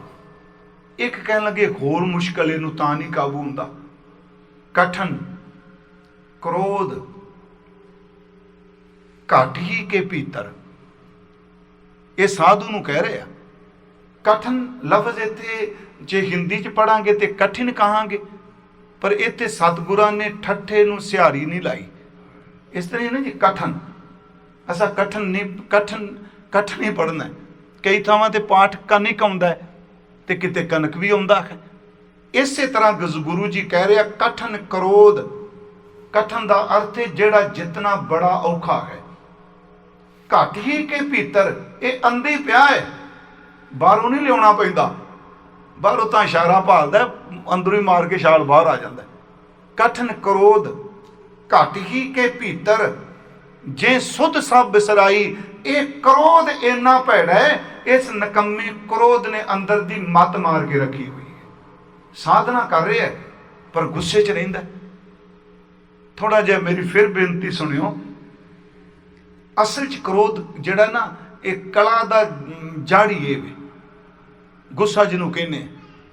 ਤੇ ਮੈਂ ਜ਼ਰੂਰ ਕਥਾ ਕਰਦਿਆਂ ਕਹਿੰਦਾ ਮੈਨੂੰ ਬਖਸ਼ ਦੇ, ਹੁੰਦਾ ਮੈਨੂੰ ਵੀ ਜੇ, ਪਰ ਖੁਰ ਕਰੇਗਾ ਗੱਲ ਕਰਾਂਗੇ ਤੇ ਕਾਬੂ ਆ ਹੀ ਜਾਏਗਾ। ਹੁਣ ਸਤਿਗੁਰੂ ਨੇ ਇੱਕ ਸ਼ਬਦ ਵਰਤਿਆ, ਹੇ ਕਲ ਮੂਲ ਕ੍ਰੋਧੰ ਕਦੰਚ ਕਰਨਾ ਨਾ ਉਪਰਜਤੇ। ਸਤਿਗੁਰੂ ਕਹਿੰਦੇ ਝਗੜੇ ਦਾ ਮੂਲ, ਝਗੜੇ ਦੀ ਜੜ ਕ੍ਰੋਧ ਹੈ। ਤੇ ਮਹਾਰਾਜ ਕਹਿੰਦੇ ਜਿਹੜਾ ਬੰਦਾ ਕ੍ਰੋਧੀ ਹੈ ਉਹਦੇ ਅੰਦਰ ਕਦੀ ਦਇਆ ਨਹੀਂ ਪੈਦਾ ਹੋ ਸਕਦੀ। ਕਦੰਚ ਦਰ ਤੇ ਕਦੀ ਵੀ, ਕਦਾਂਚ ਉੱਥੇ ਕਦੰਚ ਕਦੀ ਵੀ, ਆਸ ਨਾ ਰੱਖੋ ਕभी ਵੀ ਉਸ ਬੰਦੇ ਦੇ ਅੰਦਰ ਤਰਸ ਨਹੀਂ ਆ ਸਕਦਾ ਜਿਹੜਾ ਕਰੋਧੀ ਹੈ। ਹੇ ਕਲ ਮੂਲ ਕ੍ਰੋਧੰ, ਝਗੜੇ ਦੇ ਮੂਲ, ਝਗੜੇ ਦੀ ਜੜ ਹੇ ਕ੍ਰੋਧ, ਕਦੰਚ ਕਰੁਣਾ ਨਾ ਉਪਰਜਤੇ। ਤੇ ਅੱਗੇ ਮਹਾਰਾਜ ਕਹਿੰਦੇ ਨੇ ਵਿਖਿਅੰਤ ਜੀਵੰ ਵਸਿੰ ਕ੍ਰੋਧ। ਵਿਖਿਅੰਤ ਦਰ ਤੇ ਵਿਸ਼ਈ। ਉਂਝ ਇਹਦੇ ਇੱਕ ਗੁਰਮੁਖ ਨੇ ਅਰਥ ਕੀਤੇ, ਮੈਨੂੰ ਚੰਗੇ ਲੱਗੇ। ਵਿਖਿਅੰਤ ਜੀਵਨ, ਇਹ ਇੰਨਾ ਭੈੜਾ ਹੈ ਜਿਹਦੇ ਅੰਦਰ ਆਉਂਦਾ ਪਹਿਲਾਂ ਉਹਦੇ ਅੰਦਰ ਪੂਰਾ ਪੋਇਜ਼ਨ ਭਰ ਦਿੰਦਾ, ਜ਼ਹਿਰ ਭਰ ਦਿੰਦਾ, ਪੂਰਾ ਜ਼ਹਿਰੀਲਾ ਹੈ ਨਾ। ਵਿਖਿਅੰਤ ਜੀਵਨ ਵਸਿੰ ਕ੍ਰੋਧ, ਉਹਦੇ ਵਿੱਚ ਜ਼ਹਿਰ ਭਰ ਕੇ ਜੀਵ ਨੂੰ ਕ੍ਰੋਧ ਆਪਣੇ ਵਸ ਕਰ ਲੈਂਦਾ। ਨ੍ਰਿਤਯੰ ਕ੍ਰੋਧ ਜਥਾ ਮਰਕਟ ਹੈ। ਨ੍ਰਿਤ ਦਾ ਅਰਥ ਹੁੰਦਾ ਨੱਚਣਾ।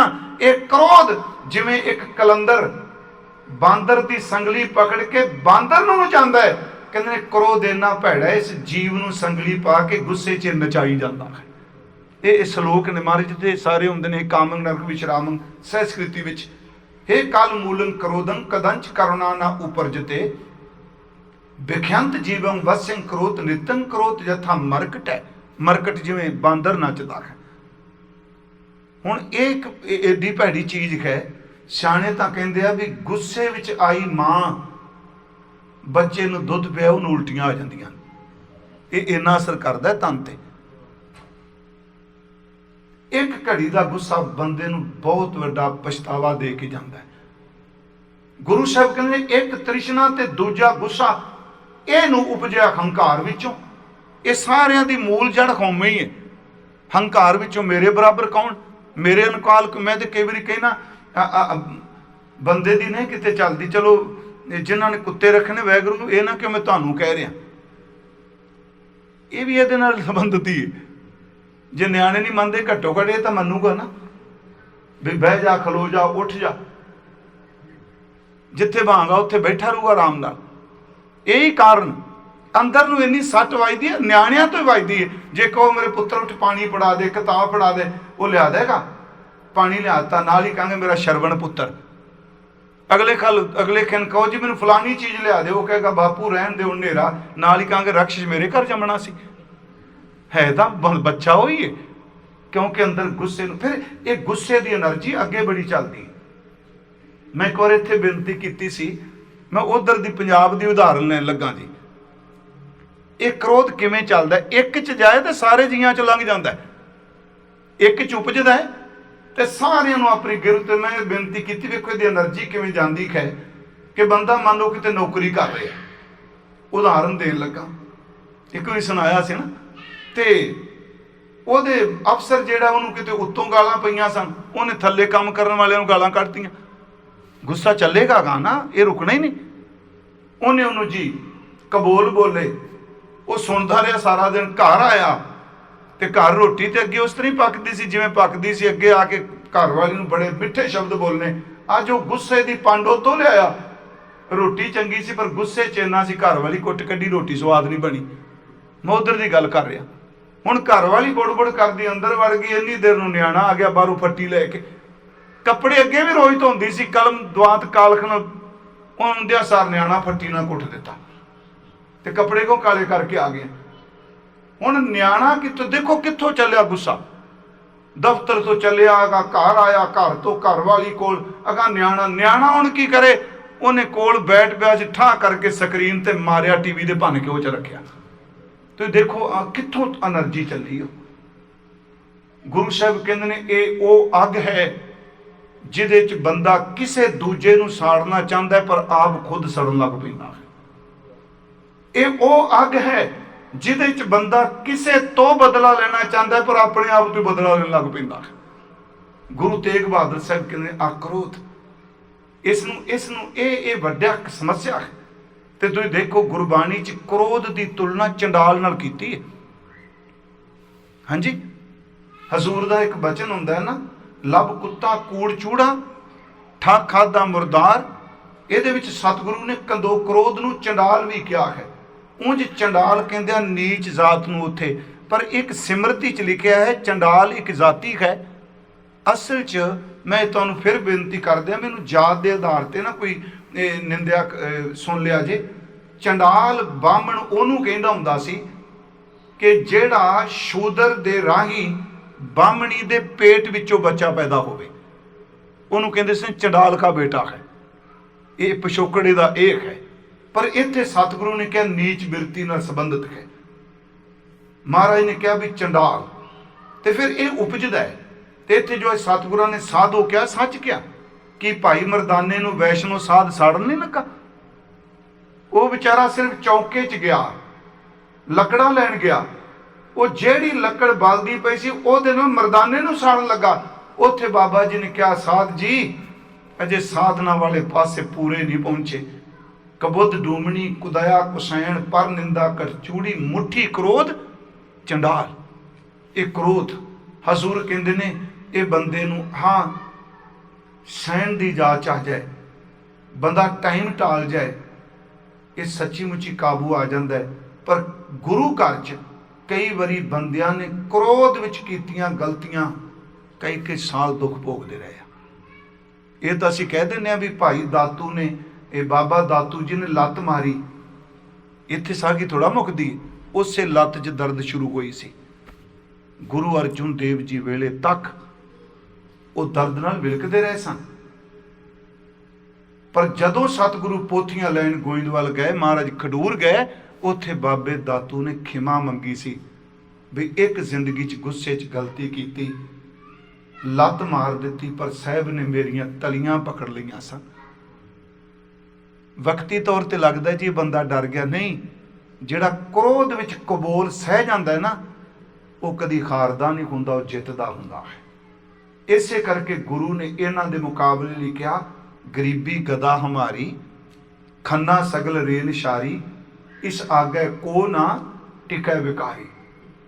ਸਤਿਗੁਰੂ ਇਹ ਸ਼ਬਦ ਵਰਤ ਰਿਹਾ, ਭਾਈ ਇਹ ਜਿਹੜਾ ਕ੍ਰੋਧ ਹੈ ਨਾ ਤੇਰੇ ਅੰਦਰ, ਇਹ ਤੈਨੂੰ ਟਿਕਣ ਨਹੀਂ ਦੇ ਰਿਹਾ। ਕਠਨ ਕ੍ਰੋਧ ਘਟ ਹੀ ਕੇ ਭੀਤਰ, ਜੇ ਸੁਧ ਸਭ ਬਿਸਰਾਈ। ਅੱਗੇ ਜਿਸ ਗੁੱਸੇ ਨੇ ਕੀ ਕੀਤਾ, ਰਤਨ ਗਿਆਨ ਸਭ ਕੋ ਹਿਰ ਲੀਨਾ। ਜਿਹੜਾ ਤੇਰੇ ਕੋਲ ਗਿਆਨ ਦਾ ਰਤਨ ਸੀ ਨਾ, ਉਹ ਸਭ ਕੁਝ ਖੋ ਕੇ ਲੈ ਗਿਆ। ਬੰਦਾ ਕੰਬਦਾ ਜਦੋਂ ਗੁੱਸੇ 'ਚ ਨਾ, ਜਿੰਨਾ ਕੁਝ ਇਕੱਠਾ ਕੀਤਾ ਹੁੰਦਾ ਸਭ ਕੁਝ ਗਿਆ। ਹਜ਼ੂਰ ਕਹਿ ਰਹੇ ਨੇ, ਰਤਨ ਗਿਆਨ ਸਭ ਕੋ ਹਿਰ ਲੀਨਾ, ਤਾਂ ਸਿਉ ਕੱਛ ਨਾ ਬਸਾਈ। ਹੁਣ ਉਹਦੇ ਨਾਲ ਕੋਈ ਵਸ ਨਹੀਂ ਚੱਲਦਾ ਪਿਆ, ਇੰਨਾ ਤੇਜ਼ ਹੈ ਕ੍ਰੋਧ। ਬਸ ਇਹਨੂੰ ਨਿਮਰਤਾ ਨਾਲ, ਜਿਹੜਾ ਬੁਰਾ ਵੀ ਕਰ ਰਿਹਾ ਨਾ, ਕੁਝ ਨਹੀਂ ਕਰਨ ਜੋਗੇ। ਮੈਂ ਤੇ ਕਹਿੰਦਾ ਜਦੋਂ ਖਿਆਲ ਵੀ ਆਏ ਨਾ, ਕਿਉਂਕਿ ਕਈ ਵਾਰੀ ਬੰਦਾ ਫਿਜ਼ੀਕਲ ਸਰੀਰਕ ਤੌਰ ਤੇ ਕੁਝ ਨਹੀਂ ਕਰ ਸਕਦਾ, ਫੁਰਨਿਆਂ ਕਰਕੇ ਮਾਰ ਮੂਰ ਦਿੰਦਾ ਕਈ ਵਾਰੀ, ਇਹ ਬੰਦਾ ਮਾਰੀ ਜਾਏ, ਕਿਤੇ ਇਹਦਾ ਨੁਕਸਾਨ ਹੀ ਹੋ ਜਾਏ, ਇਸ ਤਰ੍ਹਾਂ ਬਣਾਉਂਦੇ ਫੁਰਨੇ। ਮਹਾਰਾਜ ਕਹਿੰਦੇ ਇਹ ਵੀ ਕ੍ਰੋਧ ਦੀ ਇੱਕ ਕਿਸਮ ਹੈ। ਉਦੋਂ ਪਰ ਕਾ ਬੁਰਾ ਨਾ ਰਾਖੋ ਚੀਤ, ਤੁਮਕੋ ਦੁੱਖ ਨਹੀਂ। ਬਸ ਸਿੱਧੀ ਗੱਲ, ਤੈਨੂੰ ਦੁੱਖ ਨਹੀਂ ਵਾਪੇਗਾ। ਪਰ ਕਾ ਬੁਰਾ ਨਾ ਰਾਖੋ ਚੀਤ, ਤੁਮਕੋ ਦੁੱਖ ਨਹੀਂ।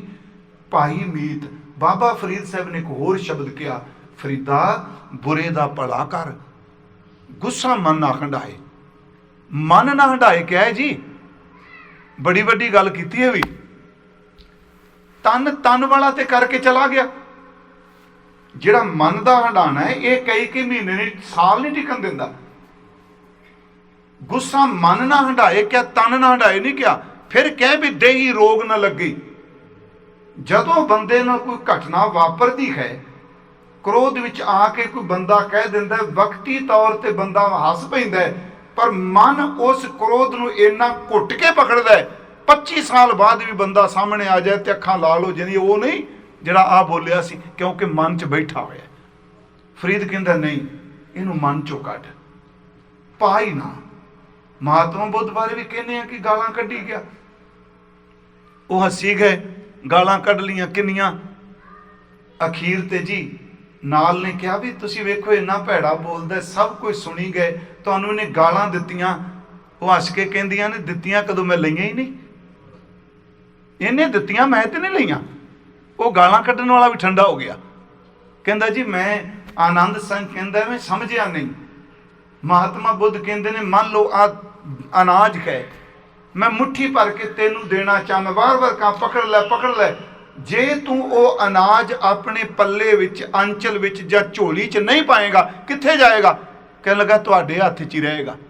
ਕਹਿੰਦਾ ਇਹ ਦ੍ਰਿਸ਼ਟਮਾਨ ਦੀ ਉਦਾਹਰਨ ਹੈ ਤੇ ਕ੍ਰੋਧ ਅਦ੍ਰਿਸ਼ਟ ਦੀ ਉਦਾਹਰਨ ਹੈ। ਇਹਨੇ ਸੂਖਸ਼ਮ ਤੌਰ ਤੇ ਮੈਨੂੰ ਬਹੁਤ ਵਾਰੀ ਦਿੱਤਾ, ਪਰ ਮੈਂ ਅੰਦਰ ਦਾ ਭਾਂਡਾ ਇਹੋ ਜਿਹਾ ਬੰਦ ਕੀਤਾ, ਮੈਂ ਵਿੱਚ ਪੈਣ ਹੀ ਨਹੀਂ ਦਿੱਤਾ। ਹੈ ਬੜੀ ਉੱਚੀ ਬਾਤ ਜੀ। ਫਰੀਦਾ ਬੁਰੇ ਦਾ ਭਲਾ ਕਰ, ਗੁੱਸਾ ਮਨ ਨਾ ਹੰਡਾਏ, ਦੇਹੀ ਰੋਗ ਨਾ ਲੱਗੀ, ਪੱਲੇ ਸਭ ਕਿਛ ਪਾਏ। ਫਿਰ ਜੀ ਫਰੀਦਾ ਜੋ ਤੈ ਮਾਰਨ ਮੁਕੀਆਂ, ਤਿਨਾ ਨਾ ਮਾਰੇ ਘੁੰਮ, ਆਪ ਨੇੜੇ ਘਰ ਜਾਈਏ, ਪੈਰ ਤਿਨਾਂ ਦੇ ਚੁੰਮ। ਗੁਰੂ ਜੀ ਗੁਰੂ ਤੇਗ ਬਹਾਦਰ ਸਾਹਿਬ ਕਹਿੰਦੇ ਨੇ, ਇਹ ਗਿਆਨ ਖੋਹ ਲੈਂਦਾ, ਇਹ ਗੁੱਸਾ ਬੜਾ ਵਿਗਾੜ ਕਰਦਾ। ਗਿਆਨ ਰਤਨ ਗਿਆਨ ਸਭ ਕੋ ਹਿਰ ਲੀਨਾ, ਤਾਂ ਸਿਓ ਕੱਛ ਨਾ ਬਸਾਈ। ਸਤਿਗੁਰੂ ਕਹਿੰਦੇ, ਜੋਗੀ ਯਤਨ ਕਰਤ ਸਭ ਹਾਰੇ। ਸਾਰੇ ਜ਼ੋਰ ਮਾਰਦੇ ਆ ਵੀ ਗੁੱਸੇ ਤੋਂ ਬਚ ਜਾਈਏ। ਗੁਰੂ ਤੇਗ ਬਹਾਦਰ ਸਾਹਿਬ ਕਹਿੰਦੇ, ਬੜੇ ਯਤਨ ਕੀਤੇ, ਗੁਣੀ ਰਹੇ ਗੁਣ ਗਾਈ। ਇੱਥੇ ਇਹ ਅਰਥ ਨਹੀਂ ਕਰਨੇ ਵੀ ਕੀਰਤਨ ਕਰਦੇ ਕਰਦੇ ਥੱਕ ਗਏ, ਹਾਰ ਗਏ। ਕੀਰਤਨ ਦਾ ਇੱਕ ਵਸੇਲਾ ਰੂਹਾਨੀਅਤ ਦਾ ਅੱਗੇ ਤੁਰਨ। ਇੱਥੇ ਸ਼ਬਦ ਉਹਨਾਂ ਨੇ ਗਾਇਕ ਨਹੀਂ ਵਰਤਿਆ, ਕੀਰਤਨੀ ਨੇ ਵਰਤਿਆ, ਗੁਣੀ ਦਾ ਮਰਤੇ ਗੁਣਵਾਨ, ਉਹ ਕਿਸੇ ਵਿਦਿਆ ਵਿੱਚ ਵੀ ਗੁਣੀ ਹੋਵੇ। ਇਹਦਾ ਅਰਥ ਇਹ ਕਰੀਏ, ਜੋਗੀ ਯਤਨ ਕਰਤ ਸਭ ਹਾਰੇ। ਵੱਡੇ ਵੱਡੇ ਜੋਗੀ ਯਤਨ ਕਰਦੇ ਕਰਦੇ ਹਾਰ ਗਏ।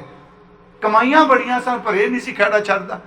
ਅੱਜ ਵੀ ਤੁਸੀਂ ਸਿਆਲਕੋਟ ਪਾਕਿਸਤਾਨ ਵਿੱਚ ਮਹਾਰਾਜ ਸੱਚੇ ਪਾਤਸ਼ਾਹ ਗਏ ਨਾ, ਉੱਥੇ ਹਮਜਾ ਗੋਸ਼ ਤਾਂ ਹੀ ਬੈਠਾ ਸੀ ਛਿਲੇ ਤੇ। ਉਹ ਕਹਿੰਦਾ ਮੈਂ ਸਾਰਾ ਸ਼ਹਿਰ ਗਰ ਕਰਕੇ ਰੱਖ ਦੇਣਾ। ਕਮਾਈ ਬੜੀ ਸੀ ਉਹਦੀ, ਕਿਉਂਕਿ ਉਹਨੇ ਵਰ ਦਿੱਤਾ ਸੀ ਬੀਬੀ ਨੂੰ, ਉਹਦੇ ਘਰ ਬੱਚਾ ਪੈਦਾ ਹੋਇਆ। ਉਹਨੇ ਕਿਹਾ ਵੀ ਇੱਕ ਬੱਚਾ ਮੈਨੂੰ ਦੇਈ, ਬੱਚੇ ਹੋਏ। ਉਹ ਨਹੀਂ ਦਿੱਤਾ। ਉਹ ਗੁੱਸੇ ਜਾ ਕੇ ਕਹਿੰਦਾ ਮੈਂ ਇੰਨੀ ਤਪੱਸਿਆ ਕਰਾਂਗਾ, ਮੈਂ ਸਾਰਾ ਪਿੰਡ ਹੀ ਗਰ ਕਰ ਦਿਆਂਗਾ। ਬਾਬਾ ਜੀ ਨੇ ਕੀਰਤਨ ਕੀਤਾ, ਜਿੱਥੇ ਬੈਠਾ ਸੀ ਉਹ ਗੁੰਬਦ ਵਿੱਚ ਹੀ ਪਾੜ ਪੈ ਗਿਆ।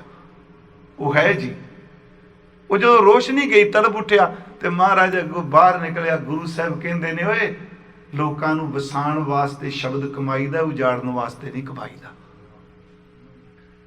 ਗੁੱਸਾ ਤਾਂ ਉਹਦੇ ਮਨ 'ਚ ਹੀ ਹੈ। ਗੁਰੂ ਸਾਹਿਬ ਕਹਿੰਦੇ ਜੋਗੀਆਂ ਨੇ ਬੜੇ ਯਤਨ ਕੀਤੇ। ਜੋਗੀ ਯਤਨ ਕਰਤ ਸਭ ਹਾਰੇ, ਗੁਣੀ ਰਹੇ ਗੁਣ ਗਾਈ। ਵਿਦਿਆ ਨਾਲ, ਆਪਣੇ ਗਿਆਨ ਨਾਲ ਅਨੇਕਾਂ ਨੇ ਇਹਨੂੰ ਬਿਆਨ ਕੀਤਾ। ਗੁਰੂ ਤੇਗ ਬਹਾਦਰ ਸਾਹਿਬ ਜੀ ਫਿਰ ਇਹ ਉਦਮ ਸਾਰੇ ਨਿਰਾਰਥ ਚਲੇ ਗਏ। ਹਜ਼ੂਰ ਫਿਰ ਅੱਗੇ ਉੱਤਰ ਦਿੰਦੇ ਇੱਕੋ ਤੁਕ 'ਚ, ਜਨ ਨਾਨਕ ਹਰ ਭੈ ਦਿਆਲਾ। ਦੇਖੋ ਉਦਮ ਕਰੋ, ਪਰ ਉਦਮ ਨਾਲ ਇਹ ਨਾ ਕਹੋ ਮੈਨੂੰ ਗੁੱਸਾ ਨਹੀਂ ਆਉਂਦਾ, ਅੱਜ ਤੋਂ ਬਾਅਦ ਮੈਨੂੰ ਕਾਮਕ ਬਿਰਤੀ ਨਹੀਂ, ਮੈਂ ਮੋਹ 'ਚ ਨਹੀਂ ਪੈਂਦਾ। ਜ਼ਿੰਦਗੀ ਤੇ ਤਜਰਬਾ ਕਰਕੇ ਦੇਖੋ, ਜਿੱਦਣ ਵੀ ਕਿਸੇ ਬੁਰਾਈ ਨੂੰ ਛੱਡ ਕੇ ਉਹ ਚਿੰਤਨ ਕਰੋ ਜੀ ਹੁਣ ਮੈਂ ਉਹ ਬੁਰਾ ਕੰਮ ਕਿਸੇ 'ਚ ਪੈਂਦਾ ਹੀ ਨਹੀਂ, ਸ਼ਾਮ ਨੂੰ ਰਿਜ਼ਲਟ ਲਿਓ ਉਹ ਸਾਹਮਣੇ ਖਲੋਤਾ ਹੁੰਦਾ। ਕਿਉਂਕਿ ਉੱਥੇ ਹਉਮੈ ਆ ਗਈ ਨਾ, ਮੈਂ ਕੀਤਾ। ਇੱਥੇ ਗੁਰੂ ਜੀ ਕਹਿੰਦੇ ਆ ਜਨ ਨਾਨਕ ਹਰ ਭੈ ਦਿਆਲਾ।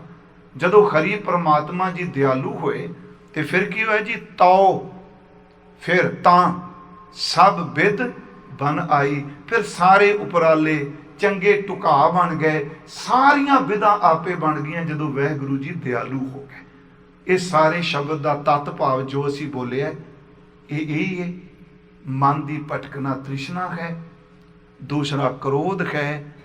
ਪਰ ਸ਼ਬਦ ਦਾ ਅਭਿਆਸ ਕਰਕੇ, ਸ਼ੁਭ ਚਿੰਤਨ ਕਰਕੇ ਜਲਾਂਦ ਵਾਹਿਗੁਰੂ ਪੈਦਾ ਕਰਦਾ ਹੈ ਤੇ ਇਸ ਚੀਜ਼ ਤੋਂ ਛੁਟਕਾਰਾ ਮਿਲ ਜਾਂਦਾ ਹੈ। ਤੇ ਕਈ ਵਾਰੀ ਤੁਸੀਂ ਦੇਖਿਓ, ਕੋਈ ਬੰਦਾ ਗੁੱਸੇ 'ਚ ਬੋਲਦਾ ਹੋਵੇ, ਕ੍ਰੋਧ ਵਿੱਚ ਬੋਲਦਾ ਹੋਵੇ, ਤੁਸੀਂ ਨਿਮਰਤਾ ਨੂੰ ਉੱਤਰ ਦੇਣ ਲੱਗ ਪਓ, ਉਹਦੀ ਸਾਰੀ ਜ਼ਿੰਦਗੀ ਪਲਟੀ ਜਾਂਦੀ ਹੈ। ਉਹ ਚੇਂਜ ਹੋ ਜਾਂਦਾ, ਉਹਦੀ એનર્ਜੀ ਸਾਰੀ ਖਾਰਜ ਹੋ ਜਾਂਦੀ ਹੈ। ਕੱਲ ਨੂੰ ਸਤਿਗੁਰੂ ਕਹਿਣਗੇ ਸਾਧੋ ਗੋਬਿੰਦ ਕੇ ਗੁਣ ਗਾਓ। ਇਹ ਅਸੀਂ ਕੱਲ ਨੂੰ ਵਾਚਾਂਗੇ। ਜੋ ਇਹ ਆਪਣੇ ਬਜ਼ੁਰਗਾਂ ਸਾਡਿਆਂ ਵੀ ਕਾ ਮੰਗਰ ਸਾਹਿਬ ਨੇ, ਮੈਨੂੰ ਆਸ ਹੈ ਤੁਸੀਂ ਜ਼ਰੂਰ ਸ਼ਲੋਕ ਪੜ੍ਹੇ ਹੋਣਗੇ। ਜੇ ਹੋਰ ਵੀ ਕਹਿ ਦੇ, ਜੇ ਨਹੀਂ 57 ਨੇ 5-5 ਕਰਕੇ ਪੜ੍ਹ ਲਓ। ਪਿਆਰਿਓ 10 ਕੁ ਦਿਨ ਰਹਿੰਦੇ ਆ ਮਹਾਰਾਜ ਦੇ ਪੁਰਬ ਨੂੰ, ਹਨਾ। 5-5 7-7 ਰੋਜ਼ ਪੜ੍ਹੋ ਤੇ ਇਸ ਭਾਵਨਾ ਨੂੰ ਲੈ ਕੇ ਕਿ ਮੈਂ ਗੁਰੂ ਤੇਗ ਬਹਾਦਰ ਸਾਹਿਬ ਦੀ ਅਸੀਸ ਲੈਣੀ ਹੈ, ਹੋਈਆਂ ਭੁੱਲਾਂ ਬਖਸ਼ ਦੇਣੀਆਂ। ਆਓ ਸਿਰਫ 2-4 ਮਿੰਟ ਆਪ ਜੀ ਕਿਰਪਾ ਕਰਿਓ, ਜਿੰਨੇ ਬੈਠੇ ਹੋ ਸੁਰਤ ਟਿਕਾਓ। ਇੱਕ ਤਾਂ ਮਾਲਕ ਸਾਨੂੰ ਟਿਕਾ ਬਖਸ਼, ਦੂਜਾ ਸਾਰੀ ਮਾਨਵਤਾ ਦਾ ਭਲਾ ਕਰਦੇ ਇਸ ਬਿਮਾਰੀ ਤੋਂ। ਵਾਹਿਗੁਰੂ ਜੀ ਕਾ ਖਾਲਸਾ, ਵਾਹਿਗੁਰੂ ਜੀ ਕੀ ਫਤਿਹ।